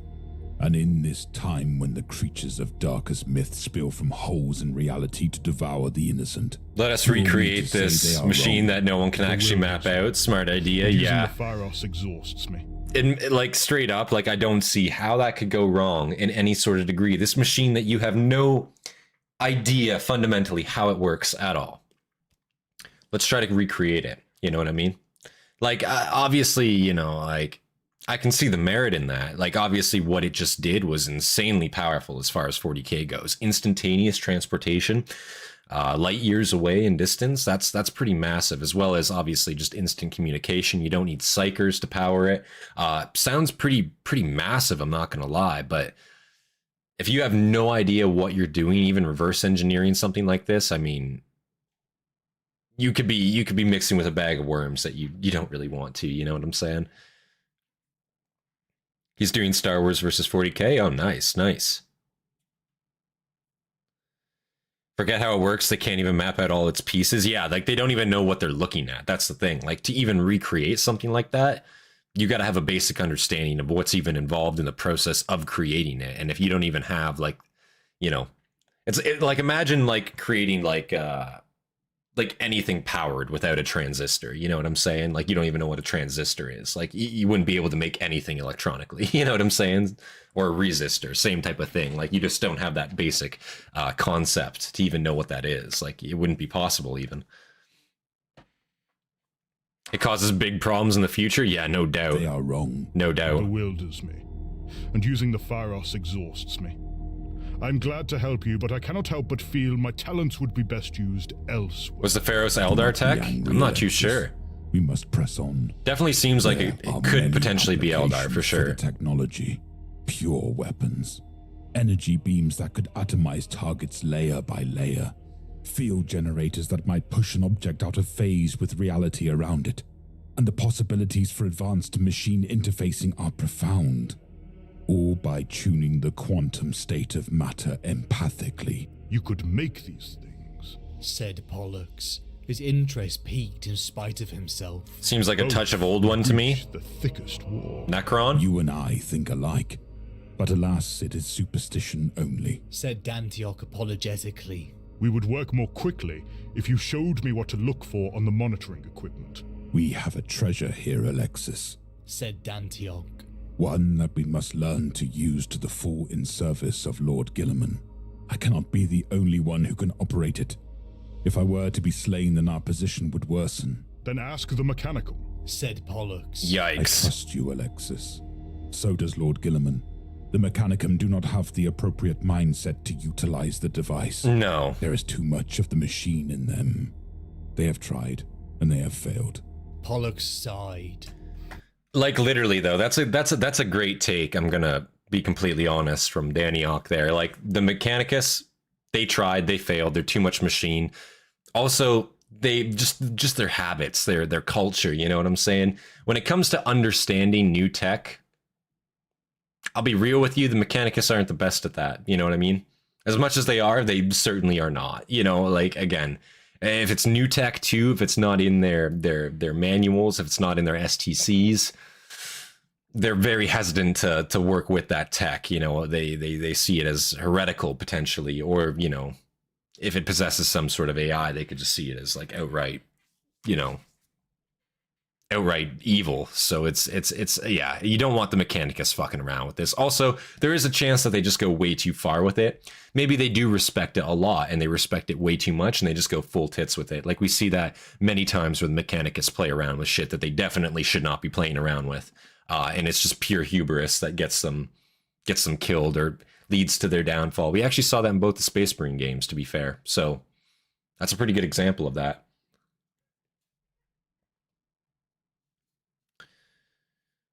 I believe it was confirmed in one of Call's books that it was indeed Necron in origin or from other Call source. Okay.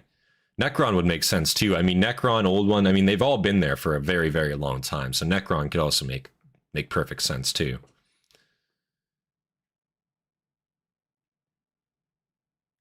Imagine if Call got his bits on this. Yeah, literally. Like, what would Call do with this shit? You know what I mean? Ugh. They have tried, and they have failed. Pollux sighed. I will try harder. Might I make an observation? Always. You try too hard. Let it guide you. Pollux was by nature as serious a man as his Primarch, guarded and taciturn, but his face took on the look of consternation.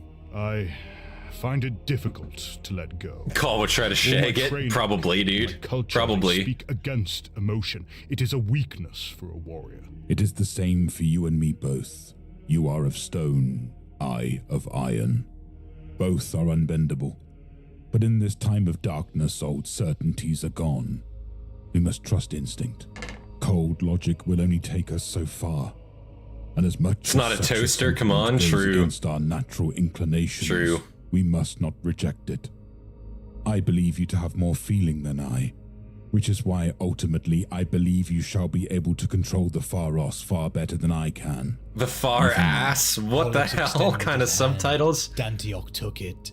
The Dantioch gasped a little with discomfort as he helped his what friend the fuck? to his feet. You sound more like a damn poet every day. Now you go too far. Dantioch wheezed through his mask as he stopped himself from laughing. The pain was too great. You have your zeal. We should use that. Think on the utility for our efforts against the traitors. Iron does bend. Yeah, it does. World. Just give them the benefit of the doubt. Listen, they're Iron warriors. You know, you can't be talking logical to them. Okay. Only disturbed by the enormous black Dantioch, hero of the Imperium. True. Buried in a mountainside. I don't know what the fuck that was. Subtitles there. The tide of the war had changed, and stability had been achieved. From the crag, Imperium Secundus had been formed. The new Emperor Regent, one of the Emperor's sons, the Lord Sanguinius of the Blood Angels, stood at the head of a triumvirate, with Lord Guilliman and the Lion. It had been years since the Battle of Farrow and the Siege of Shardenhold. Both Imperium Secundus had lost so much, changed so much, as this war had changed much of humanity. Inside the Pharos device, under the tutelage of Barabbas, Alexis was being taught to use the Pharos beacon, something the two had worked on together for many months. The beacon was unlike anything the Imperium had ever seen, constructed in a time perhaps long before humanity was primordial ooze. The use Definitely of the device was. was a full body and mind movement. In fact, certainly was. Something Alexis and many others struggled with. Both Hastatis had grown up on worlds of rigid ideology. The beacon asked of them a mental state that felt alien. Barabbas comforted his frustrated friend, reassuring him, confident that he would grasp it, and perhaps be even greater than himself. Barabbas believed in Alexis. Over their many nights of discussion over tactics, philosophy, and simple banter, Barabbas had become somewhat of a mentor for Alexis, being only slightly his senior. He saw deep beneath Alexis' struggle with feelings of unworthiness, of his responsibilities, and a trust placed upon him, something he carried with him since Inuit. And in return, Alexis admired Barabbas, seeing the genuine loyalty and the burdens he carried. The shame of himself, shame for his legion, and the constant pain he endured from his aged body. He knew Barabbas would never accept his help when he struggled or fell, but he offered it anyway. The work of Barabbas and Alexis, lighting Macragge as a beacon in the warp, had become the most vital operation within Imperium Secundus, and perhaps for the survival of humanity. Billions upon billions of lives rested upon the Pharos beacon, a flame that had begun to draw others to its warmth. The 8th Legion, remnants of the Thranis crusade against the Dark Angels, had been cast adrift, drawn towards this strange planet, seemingly casting a light in the warp towards the realm of Ultramar. Kirkesh and his bands of legionaries entered the Sotha system, utilizing terror and ambush to annihilate the guarding Ultramarines' fleet. The war had come. Couldn't have been hard, am I right?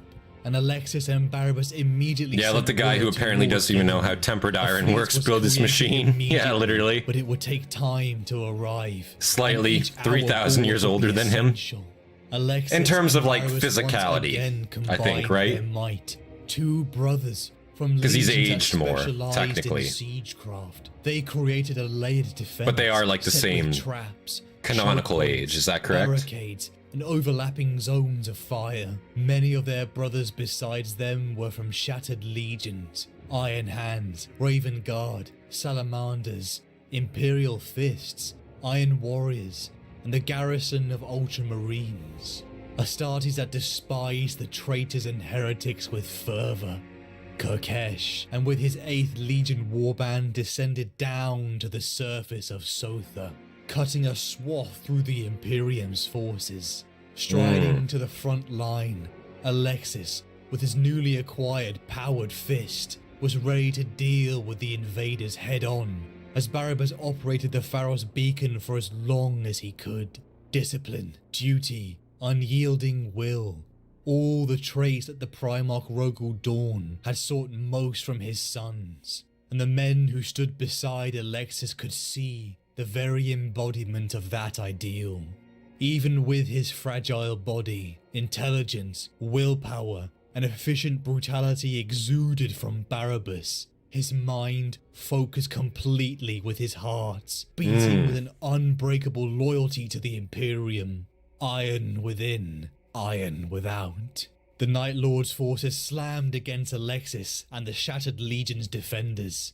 For every brother... I like how this is like literally like Conrad's forces, right? Showing up to try to like, I wonder, is Conrad actually here? Or is Conrad at this point dead? I guess he's not dead, right? He dies after the heresy, I'm pretty sure. So is he actually like present on this planet? Like he actually just like tracked these guys down? Like, here's Johnny, motherfucker! Like he's just popping out, you know what I'm saying? He, obviously Dantioch saved Pollux's life there, pulled him through the device. And how this is like, I'm guessing years later, years down the line, maybe a few years down the line. Still during the heresy, but a few years down the line, he just finally comes and tracks him down, or is this like months, He's not here, just his lads? That's fair, that's fair. Call would likely use Necron tech and make another invention and hide it somewhere to discover it, to be like, hey guys, look what I just found. Yeah, literally. If it was Call, I imagine Call probably is the guy that's got to like seek glory on his own accord, you know? He's definitely got to like, you know, he's got to hide shit around for his own personal gain. Yeah, Hobbit, you have yourself a good night, eh? Totally didn't ruin things for another 10,000 years. Oh, man. Yeah, have yourself a good night, Hobbit. You take care, man. Thank you for tuning in, eh? Slammed against Alexis and the Shattered Legion's defenders. For every brother they lost, 5 8th Legion Marines fell. Bodies began to pile up in tight corridors of this alien place. Brave warriors that had survived some of the most brutal conflicts in the heresy so far. He's technically seen as a heretic because he actually makes shit. Yeah. But each blockade instead of just staying stagnant for thousands of years, he actually invents Alexis crazy. Was lost to his men in a tide of midnight-clad armor, staying behind to buy time. With Barabbas aiding Guilliman's incoming fleet, Kirkesh ended it by teleporting alongside the 8th Elite Terminators directly into the control room. The light of Pharos fading from the crag. The Loyalists had lost, and unfortunately for them, the 8th Legion took prisoners. Barabbas, in chains, refused to talk, even as various brother Astartes were tortured in front of him. To a legion that had perfected suffering in the 200 years of the Great Crusade, the sight must have been unimaginably horrific. Barabbas held his tongue, but even his hardened, iron warrior heart felt disgusted. Kirkesh was escalating, hours of screams, and good men dead, but eventually Kirkesh moved onto a sight that made Barabbas's twin hearts sink. Alexis Pollux, held in a crucifixion-style bind. Kirkesh threatened to torture this imperial fist, and finally Barabbas began to crack. Barabbas knew Alexis would give his life to the Imperium, but the bond was too strong. Alexis was his true brother, his student, and his friend. He would give anything for him to live. Slowly, Barabbas began to give up the secrets of the incredible Pharos beacon. Each time he hesitated, Kirkesh reminded him of what he would do to his friend. Guilliman's fleet was close. See, the thing is, though, like, these are, you know, this is the Night Haunters Legion, you know what I'm saying? Like, I feel like even if, you know, you give up that information, even if, like, you get tortured, like, they're just gonna fucking torture and kill you anyways at the end of the day, aren't they? You know what I'm saying? Even if you do give them what they want, you know, you're still done for. You're just, like, fucking over the Imperium as a greater whole by giving them information, because they're still gonna do it anyway. Like, these are a bunch of sick motherfuckers. Like, they don't care, you know? To my knowledge, like, I would totally see them still going ahead with that, even afterwards. So, and, like, he must know that, right? Like, surely. Like, as an Iron Warrior, you know, as an Imperial Fist, you gotta know, like, these guys, you know, they're the odd bunch out, you know, they're out there fucking, you know, snapping fingers off just for the hell of it, you know? Like, that's just who they are, you know? You ought to know that, right? To his friend. Guilliman's fleet was close, causing the Night Lords to rush, even as they were in awe of the capabilities of the Pharos beacon. This weapon in their hands had the potential to end the war, transport the corrupted War Master's fleet directly onto Terra. With time short, Kirkesh forced Dantioch to focus the beacon onto the 8th Legion's flagship, light years away, almost ripping Alexis's tongue out as the Warsmith hesitated. But the Son of Dawn was spared as the image arose up. Kirkesh was about to step onto the flagship when Barabbas pleaded to join him, declaring that the beacon needed an anchor. Kirkesh, confident in his whipped prisoner, allowed this. Barabbas and all the Night Lords stepped onto the platform. Utilizing his enormous will, Barabbas powered the device to maximum. The whole mountain was shaking. Alexis looked over to his friend and realized what he was doing. Barabbas Dantioch of Olympia, a man of intelligence and science, for the first time in his life, said a quiet prayer. The Farrow's beacon began to overload, and Kirkesh was too late to realize it. Violent energy ripped through the chamber, eviscerating the Night Lords and surging through Barabbas's crippled body. The mountain shook, and the device began to tear and break. Barabbas, his body breaking apart. Floating in the air, he looked over to Alexis one last time, and bowed his head. Alexis, looking at the silver faceplate of his friend as the Pharos beacon overloaded. Damn. So he was like, yeah, I'll help you. I'll show you how it works. And then he just overloaded it, man. And I'm guessing that probably eviscerated everybody inside that room. Wow. But this is the waking world in which we live. There is no need to cry, no need to dream. Think on it and look in your heart. The light of the mind alone cannot dispel the whole world's darkness. In such times we can turn to the Lord. Well, I think about it. Any clue which models you'll be painting first? Pollux struggled to his hands and knees. I don't know yet, to be honest, man.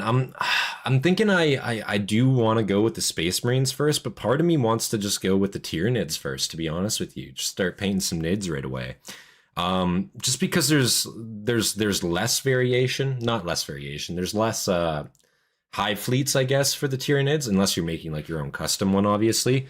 Just because I'm so fucking indecisive, man. I don't know what I want to paint for my Space Marines, for my first Space Marines yet. I don't have a, I was thinking Raptors. I did want to go Raptors, but then I'm thinking Black Templars, and it's like, fuck, I don't know what to go for. But I feel like with my Tyranids, I feel like I do just want to go and do like Leviathan for them, for sure. So it's hard to say. It's hard to say. I don't know what I want to start with yet,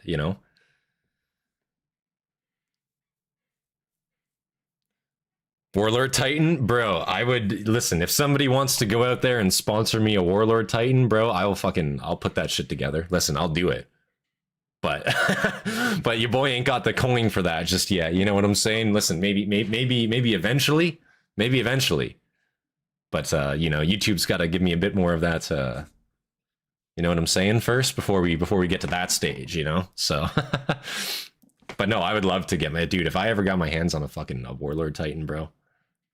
Christ, I've made it as a human. I've made it as a Warhammer fan. If I get my hands on one of those.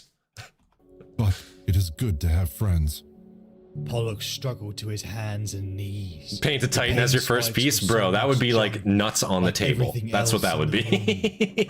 You know what I'm saying? In the chamber was dead. Like plain and simple. Over the horizon, and the light of early morning shone, highlighting curls of smoke. Shakily, he got up. He plucked the wrecked spikes from his interface ports and shattered his bonds with his Emperor-given strength.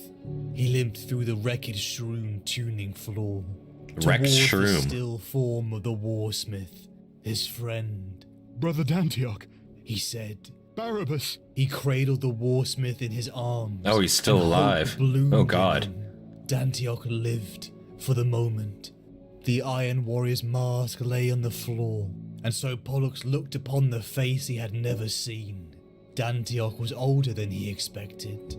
Lines of pain were etched into his scarred face that nothing could erase. You do know you can His buy a eyes brand new opened. Warlord Titan for under They €100? moved sightlessly, No, I didn't know that. Blinded by the intense flare Is that of the a legitimate website? whispered. I am here, Barabbas. The warsmith clutched at the arms encircling him.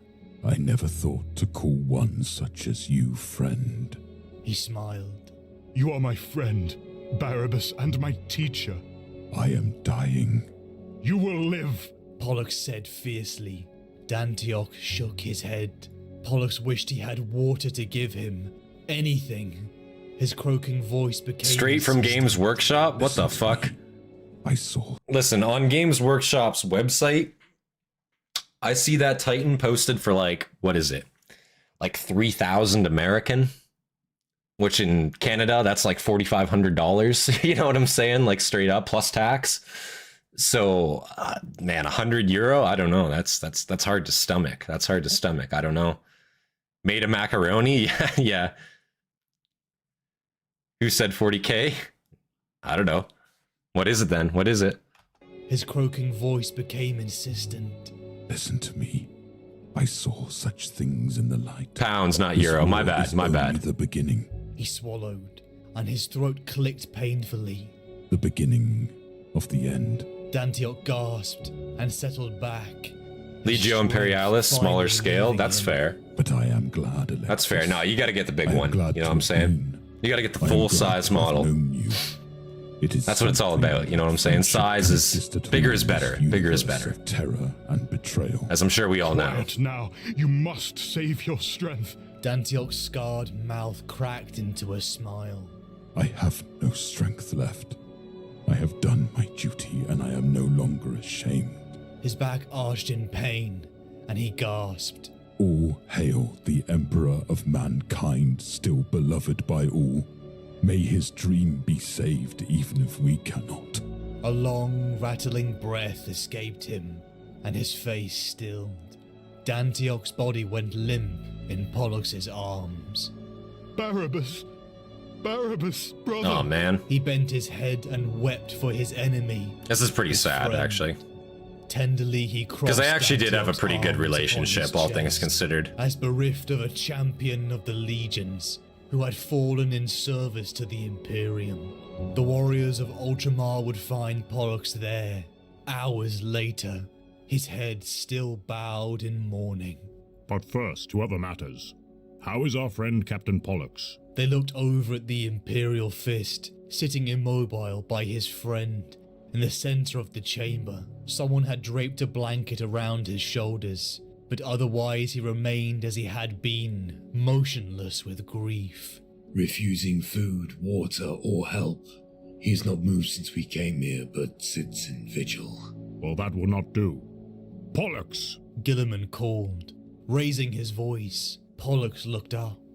I command you to rise, Captain Alexis Pollux of the Imperial Fists. Ordered Guilliman. He stood, the blanket slipping from his shoulders. My lord Guilliman, it is time for you to let us take care of the Warsmith.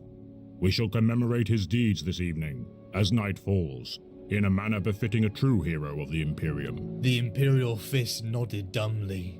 Suzerain guards came to him, carrying a bier. They made to raise Dantioch up, but Pollux stopped them. No, Said Pollux softly, but dangerously. none shall touch him. I will carry him, for he was my brother. Up stone steps lined Invictus Interesting. Suzerains.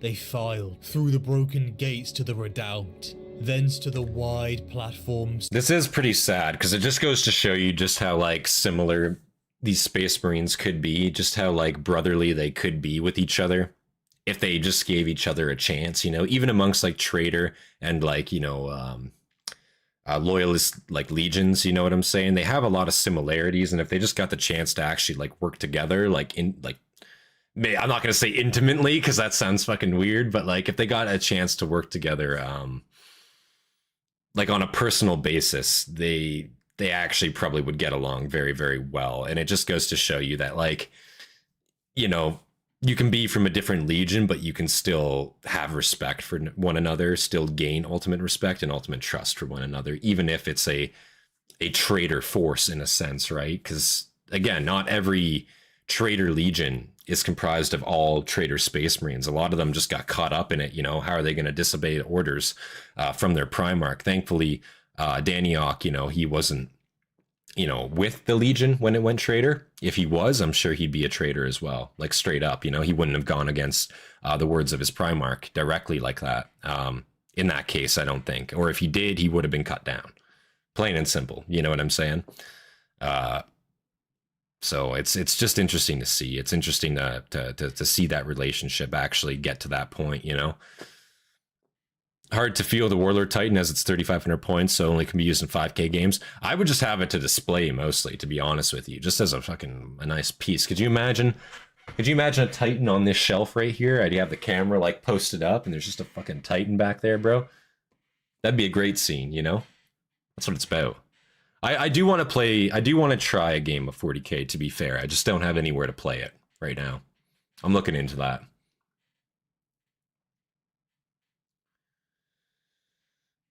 This is likely my favorite bro ship under Karn the Betrayer and Argyle Tall. Betty stoked Danny's dead butt. Oh my god. Holy shit. It also shows how close Dorn and Perturabo could have been. Yeah, see, the thing is, though, is like Perturabo, I just feel like his character himself, I feel like it wouldn't have allowed him to get close to anybody. I think the closest person he was, or the person he got closest to the most, at least Primarch-wise, was Magnus, right? Magnus and Perturabo were pretty close. But that was for mostly just reasons of history, debate, what have you. Like, they just related on those kind of grounds.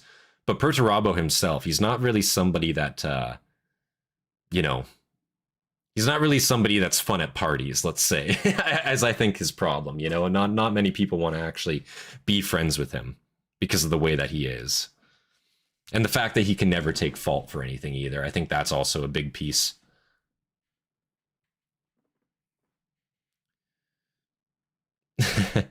Imperial Fist and Iron Warriors are the same face of the same coin. That's probably... The problems are their Primarchs. Yeah, exactly. Their Primarchs don't get along, right? Like, their Primarchs are so opposite from each other, even though, like, they should be one of the closest legions, or the two legions that are closest. Because that just makes sense, but they're the farthest from each other, because on a personal level, their Primarchs fucking disagree adamantly. Best part of the hobby is just collecting, painting, kit bashing. Yeah, man, like...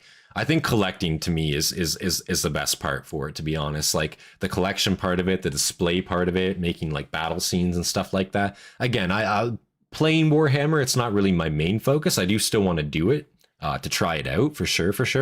But you know, it's not my main focus for collecting and painting miniatures. It's mostly to play with them, I should say. It's mostly just to collect them, to be completely honest, because I think the minis look sweet. I think they look awesome. And I'd love to get like a full army size of them to be able to display.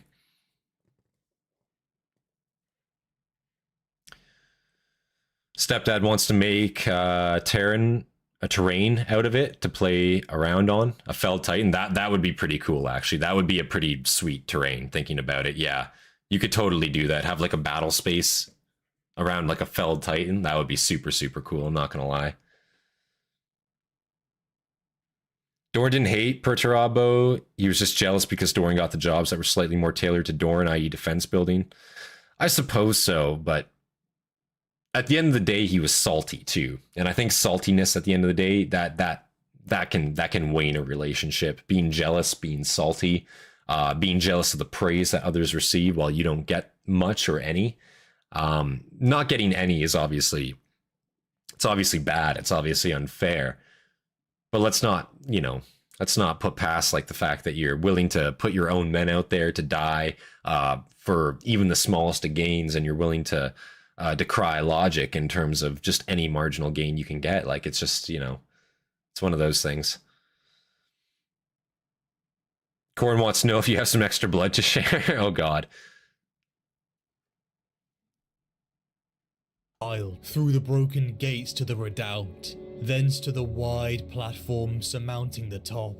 At the far end, away from the gun emplacements and nested arrays of astronomical instruments, was a pyre of dried quick-tree wood.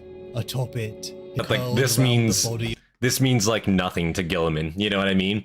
He's like, yeah, you should do it. You know, you were his friend. Oh, but my lord, you should do it. You mean so much more to the Imperium than we do. Okay, fine. Fucking takes it, just whips it in. Like, fucking, bro, what? Like, he just does not give a shit about, like, any of this. Gilliman's just here to try to get his shit operational again. He's like, I need you to perform, you Pollux. You know, I need you to get your job done. And I see that you're going through, a place of mourning right now. You need to get over that. You know what I'm saying? I've not played in over 10 years, but I'm currently halfway through building a full Dark Angel chapter. And I've currently got a full Necromunda settlement project underway. It's a hobby. You do you. Yeah, man. Like, that's the thing. That's the great thing about Warhammer is like you you know, you can get into it for the literature, you can get in it for the animations, the movies, for the mini paintings, for the collecting side of it, for the actual game. There's a lot of different aspects of Warhammer that really anybody can get into and enjoy, right? You don't ever have to focus on one aspect of it. You can focus on many or just one if that's what you're into, right? And that's one of the great things about Warhammer. It's not like, you know, you collect minis and you have to go play the game with them. Like, no, like there's plenty of merit to just have them, to collect armies for them. I think that's cool too, you know. Gilman does like ceremonies. I mean, I'm sure he does. I'm sure he respects ceremonies. It's just like, does he respect Dantioch is the thing, you know? Does he respect Dantioch? Did he even really know Dantioch to respect him in the same way that like Pollux would? Did anybody know Dantioch to respect him in the same way Pollux would? You know? Back as the fire caught, tongues of flame curled around the body of Dantioch, blackening his He does armor, respect him? That's fair. looking at his scarred flesh amidst pillars. They have of met, so scented I'm assuming he smoke must that respect him to carried some degree. heavenwards. It just seems like G-Man has been Bellowed the removed from all foremost of this Guilliman's guard. since he appointed him, you know? passes Dantioch, hero of the Imperium. They roared and discharged their bolt guns. The weapons boomed as they launched their projectiles, the propellant igniting and sending them fizzing into the air, banging again as they breached the sound barrier. So passes Dantioch, hero of the Imperium. So passes Dantioch, hero of the Imperium. The skies darkened. The pyre of Barabbas Dantioch bathed his comrades in heat and light. The last rays of sun struck the Pharos, red beams glowing in the cave mouths of flank and peak. No return light shone in reply, and nor did it ever again. The song of the mountain was done, and night fell on Imperium Secundus for true. The pain is how you know you are still alive. Pollux respected Alexis him or loved him as a brother. finding Yeah. rubble and ruin around I think him. Pollux should have done the Pharos' honors, honestly. beacon was broken. The light cast over Imperium Secundus snuffed out. He limped through the wreckage and rubble, finding the broken, still form of his friend. Where are all those fired bolt Barabbas rounds going to land? Dantioch. I was actually going to say something about that. Like, how many of these guys are sitting there shooting their bolt guns into the sky? You know, what goes up must come down. Like, these motherfuckers are about to rain down on themselves. Like, about to be a lot more casualties than just this one guy now, Dantioch, you know? Like, holy shit. It's like those videos of, oh god, it's like those videos you see in the Middle East, you know, where they're just sitting there like, you know, like 30 guys just shooting AKs up into the sky. It's like, where the fuck is all of that going? You know what I mean? Like, that's coming right back down on you in somewhere, you know, some way. Goddamn. Shooting guns up into the air isn't smart, but shooting RPGs in the air just seems like a whole new level of dunce to me. Like, bro, especially if they explode on impact. Like, you know, like, those rounds will eventually detonate when they hit something, right? Like, so when those go up and they eventually come back down, hit the ground, it's like a grenade going off, like, essentially, right? Like, holy shit. I know this is also just the capital planet of Imperio Secundus, right? So, like, there's a civilian population that lives here, you know? No consideration to them. The broken, still form of his friend, Barabbas Dantioch. He rushed over, cradling his friend, as Dantioch... Bolters are gave his essentially last rapid-firing word to the RPGs, basically. universe. Rapid-firing Seeing his grenade friend launchers. They're and kind of like Mentor's automatic true grenade face launchers, for the almost. first time, as Almost. the silver faceplate lay broken beside them. The energies of the Pharos beacon had ravaged Barabbas' already broken body, and he had seen things within its destructive light. A future of darkness, an Training for future war, recruits, yeah, a dodge future that the would make fucking you shrapnel. weep for the destruction, corruption, and decay humanity was to endure. Barabbas began to speak his last. As Alexis begged him to rest, he would live. He must live. Tears welled up. Something that had not happened for centuries. Not since the death of Elias. Not since he was a mortal man. But I am glad Alexis, I am glad to have been. I am glad to have known you. It is something that friendship can exist at all. Chaos were everywhere. Alexis found even his legion and Primarch were changed. Something cold and hateful had settled within their hearts. Something he knew all too well. The Imperium changed further. With Lord Guilliman's proposal of the Codex Astartes, no man would ever wield the power like a Primarch had before. Each legion would be broken into 1,000-man chapters, led by veterans of the Great Crusade and Horus Heresy. Sigismund's there.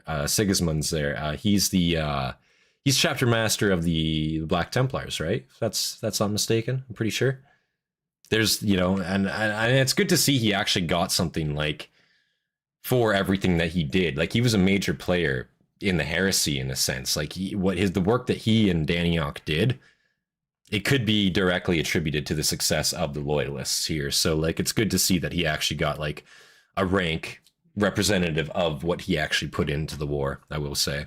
Of the Emperor, inheritors of the Wardens of Pharos, a chapter charged to guard the secrets of the Pharos beacon, passing down a sacred silver skull mask.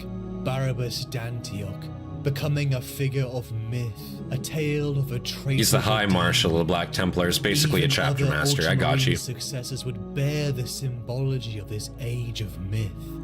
The Fafnir Executioners, Pollux, Crimson Fist. Gotcha. Of a man redeemed into the 41st millennium. Every man has 2 deaths. When he is buried in the ground, and the last time someone says his name. And that day came for Alexis Pollux, towards the end of the 32nd millennium. Damn. For over 800 years, Alexis served as chapter master of the Crimson Fists, a figure of legend, a man who had lived during the age of Primarchs. Names such as Elias, Dawn, Guilliman, and Barabbas Dantioch, memories of a different time in an unnamed system.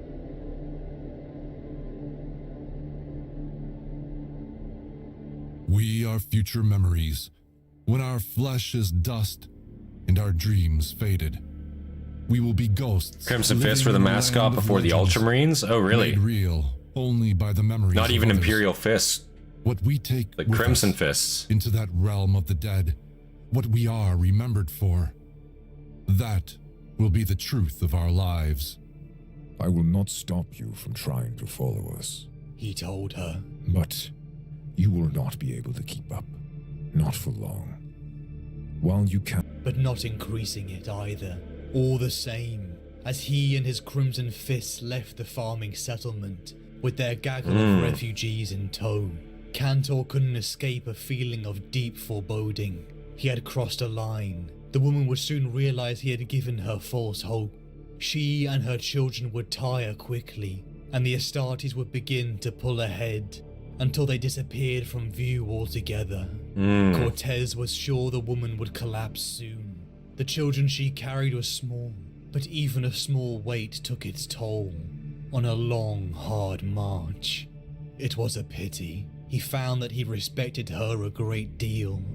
Her arms and shoulders must have been burning with lactic acid, not to mention her legs and the muscles of her lower back, but she kept putting one step out in front of the other. Then, just as he was about to turn around, he saw her left leg crumble under her, and she went down, turning to protect her little ones from the impact, with the ground even as she fell. It looked like her foot had snagged in a clump of grass. Her other children shuffled to her side and crouched there, urging her to stand. Fenestra had seen it too. It is over then. About time. We can move at speed. Cortez opened a link to the chapter master. Pedro, it's me. The woman has fallen. I don't think she'll be getting up. I just wanted to let you know. There was a moment before Cantor replied. She fought hard to hang on. Impressive that she lasted as long as she did, is it not? It is, said Cortez after a beat. but it ends here. Her burden is too great to continue. Again he paused. I should not have saved her, Pedro. I merely postponed the inevitable and prolonged her torment. Perhaps I should grant her the final mercy. God damn, dude. Finishing Cortez's holy sentence shit for him. Yes. There was a long pause this time that Cortez started to think the chapter master had cleared the link. Then, finally, Cantor said, Hold position and wait for me. But tell the rest of your men to keep moving towards the tree line. I want our squads in cover before the suns are visible. Even though Cantor's armor was scratched, chipped, dented, and burned black in places, he still looked like a figure of legend, still everything a chapter master should be. His golden halo shone in the growing light. When he was 3 meters from Cortez, he stopped and looked east. The suns will be up very soon, Alicio. We should have been in the cover of the forest by now. We run great risks of being spotted from the air. Cortez nodded. He knew the habits of the orcs, knew they seldom flew at night. Their eyesight was poor compared to their sense of smell. So I'm assuming this is like an excerpt from like the Crimson Fist. I just want to make sure this is what we're what I'm seeing. This is like showing like some of the deeds of the Crimson Fist after Pollux, died. I'm assuming. I don't think he's chapter master anymore, but I just want to make sure that's what this is. His story is 40k times. Okay, so this is like way in the future comparatively. And darkness brought a kind this is of modern. malaise Okay. down on them, without which they might have butchered each other in the dark. So violent were their tendencies. They only ever launched night attacks by the light of flaming torches or searchlights, which was doubly fortuitous because such lights made convenient markers for Imperial artillery fire. Very true. As soon as the suns were up, the skies would fill with noisy, ugly flying machines. Cantor was right. They had to get to the cover of the forest within the next 10 minutes. Come, said the chapter master, and he strode in the direction of the children, where they hovered over their mother's unmoving form. The children heard the 2 massive space marines approaching, and, with fear apparent on their faces, took a few nervous steps back, conflicted between feelings of concern for their mother and concern for their own lives. Cortez saw them eyeing his weapons, especially his power fist. He wondered what they were thinking. Did they really believe he would crush them in it? In a universe as cruel as this? Perhaps like probably, they did. Yeah. Come to think of it, like 100%. what exactly That's were Pedro's intentions? It's not Did out of he the realm plan of to put possibility. the entire brood out of its misery. Cantor crouched at the woman's side and removed his helmet. Cortez tried to read his face, but it betrayed no emotion. Jeline, said the chapter master. Can you hear me? The woman's eyes were closed, but her lips parted. Weakly, quietly, she said, They were so heavy. So heavy. Cantor nodded. Yes, but you did well to bring them this far. Reaching out, he lifted the 2 smallest children away from her and gestured the older children to take them. They did so, and Cantor turned back to the woman. The Emperor's mercy, thought Cortez. You should not have to do this, Pedro. It is my fault. It is my soul that should bear the stain. Before he could communicate this, Cantor spoke. It is time, he said, and he reached down to the woman with his gauntleted hands. Time that someone carried you now. As Cortez watched, the chapter master lifted the woman and stood to his full height. I was gonna say, exhausted form in his arms. I was gonna say, like, listen, it sounded like there was a few Space Marines there, walking information. Now, I know obviously you don't want to carry a civilian, drop your weapon, whatever have you. But like literally 1 Space Marine could have probably carried this entire ass family to where they were going at speed. You know what I'm saying? So it just almost seems like, like what the fuck? Like you're almost like, forcing this lady on a death march with her kids, and then when she obviously can't do it, then you're like, ah, fuck. Well, not strong enough. Let's take him out, you know. At least he's showing mercy, though. At least like they are actually taking them out of there. When it's possible to save civilians, it's good, you know, to see that. Got to test the kids as new recruits. Yeah, it would be even more like fucked up. He like gives like the bolt pistol to like one of the kids and says, "Do it, do it, show me that you're strong." Like what? To his full height, cradling her exhausted form in his arms. She looked so small and fragile against his sculpted ceramite chest, little more than a rag doll. Then the chapter master turns to Cortez and said over the link, "Once we are among the trees, they will have a better chance. They are charges of the chapter now, and we cannot abandon them." Carrying the woman as if she weighed nothing at all, like Cantor began striding for the distant. You couldn't have done that first, like hours ago. I don't know. Listen, help the children, Alicio. The pistol's heavier than the kid. Cover quickly. Yeah, I didn't say it'd be easy. You gotta like collectively have like 4 kids holding it. You know what I'm saying? You know what I'm saying? It's a group effort. Oh man, that's it. Damn. Wow, guys. That was Dantioch Pollux. Looks like it's just thank you for watching for the next few minutes here. I don't see any credits. Wow, that was Dantioch Pollux. 40k lore by the AmberKing. That was really, really good, guys. Very sad at the end there, I won't lie. Like it was sad to see like such a good bond be broken like that, you know? Because it's very rare you see actually like good relationships between characters in the 40k universe. You do see them, but actually like decent like brotherly relationships, even amongst Primarchs, you rarely see it work out, you know. At least this one, you know, it came to fruition. Obviously Dantioch died, which sucked, but he died before they came to blows. He died before anything could go wrong with their relationship, so he died in a good standing, you know what I'm saying, if that makes sense. Died with like respect, and I think that's all you can really hope for at the end of the day. I thought this was a really, really good one as far as the 40k story goes. It's, you know, 2 hours 10 minutes long. It's not the longest one we've seen, not the most in-depth one we've seen, but as far as 2 characters go, I'm sure the book is a lot more in-depth. I just know for like copyright reasons, obviously you can't really have a ton in there. But no, I thought this was a really, really good story. I can see why you guys were voting for it for the last like few weeks there, and I'm glad we checked it out for sure. This was a good one. This was really good. I'm happy with this book, or with this story.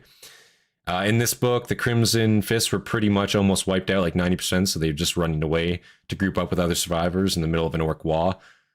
So priority was most important. That makes sense. That makes sense, I guess. Especially between an Iron Warrior and an Imperial Fist. That too, right? Like it's two legions that you would never think that would ever actually work together under any circumstances because of how adamantly their 2 Primarchs hate each other, you know? But to actually see them have a relationship, a very functioning relationship at that, it just goes to show you that like under different circumstances, it probably could happen a lot more than it does, for sure. So their survival of their chapter was more important. That makes sense. That does make sense, I suppose. But no, yeah, guys, I thought this was really good. If you guys enjoyed this stream, make sure you leave a like on the stream. It does help out a ton, guys. Make sure you leave a like on it before you guys leave, because god damn it, every time there's always more viewers in here and there's less likes by a lot less likes. So if you guys have been watching for a while, I know we've been sitting at consistently about 25-30 here for quite a while now. Make sure you hit that like button. Help your boy out, hit that like button. Also, if you're not subscribed, come on down, subscribe to the channel, guys. And join our Discord, obviously. Come on down, join our Discord. It's awesome to see you guys there. Awesome to discuss with you guys. We play games on there. We discuss things. You can post your pictures, post your recommendations. Come on down, join our Discord. It's awesome to see you guys there. And yeah, big thank you to all of our members, all of our Hastati members, and our Principe Dagenhart. I appreciate you, sir. You guys inspire me to make more content for you guys every single day, of course. And with that, guys, I think we're probably going to end it off here. Let me just check the comments real quick here. In the books, the end bit takes place in a Space Marine Scout gets turned into a Servitor. A Space Marine Scout gets turned into a Servitor? What the fuck? That sounds pretty brutal. How does that happen? Jeez. A lot of these here wanting to see Sigismund's next. I'm the one Dante fan in the chat. Yeah, a lot of people want to see Sigismund. I don't know what's going to be next. We're obviously going to have a poll going this week. Now that we did the top 2 contenders for the last few weeks, we're going to be having a poll again this week. So I'll probably get that out tomorrow. Post that tomorrow, and then you guys have a full week to vote on it. Get your votes in. And then forever hold your peace after that, you know? So, yeah, we're probably going to end this stream here, though. I might be streaming a little bit later tonight. We'll see. But yeah, thank you guys for tuning in. I appreciate it, guys. We want the poll. You guys will be having your poll. Sigismund will be on there. Dante will be on there. We'll have a few others on there, obviously, of course. I think the most amount of options we can have on a poll is 4, and I think if we keep it to that, it breaks up pretty nicely. You can pretty easily see who wants to see what, and you do obviously get the chance for some ties, some pretty close ties too, so it makes it nice to to see what we're going to go for after. But yeah, guys, thank you for tuning in. I appreciate you guys are awesome. Long, not a super long stream on this one. It definitely wasn't a 7-hour 8-hour Gilliman stream, but 4 hours, not too shabby. I might be streaming a little bit more after this, probably just some gameplay maybe, we'll see. So if you guys want to see some of that, make sure you stay tuned. I will be posting obviously on the Discord and on my channel if I will be streaming later. So yeah, guys, without any further delay, this has been Centurion, and I'll see you guys in the next one, guys. Peace.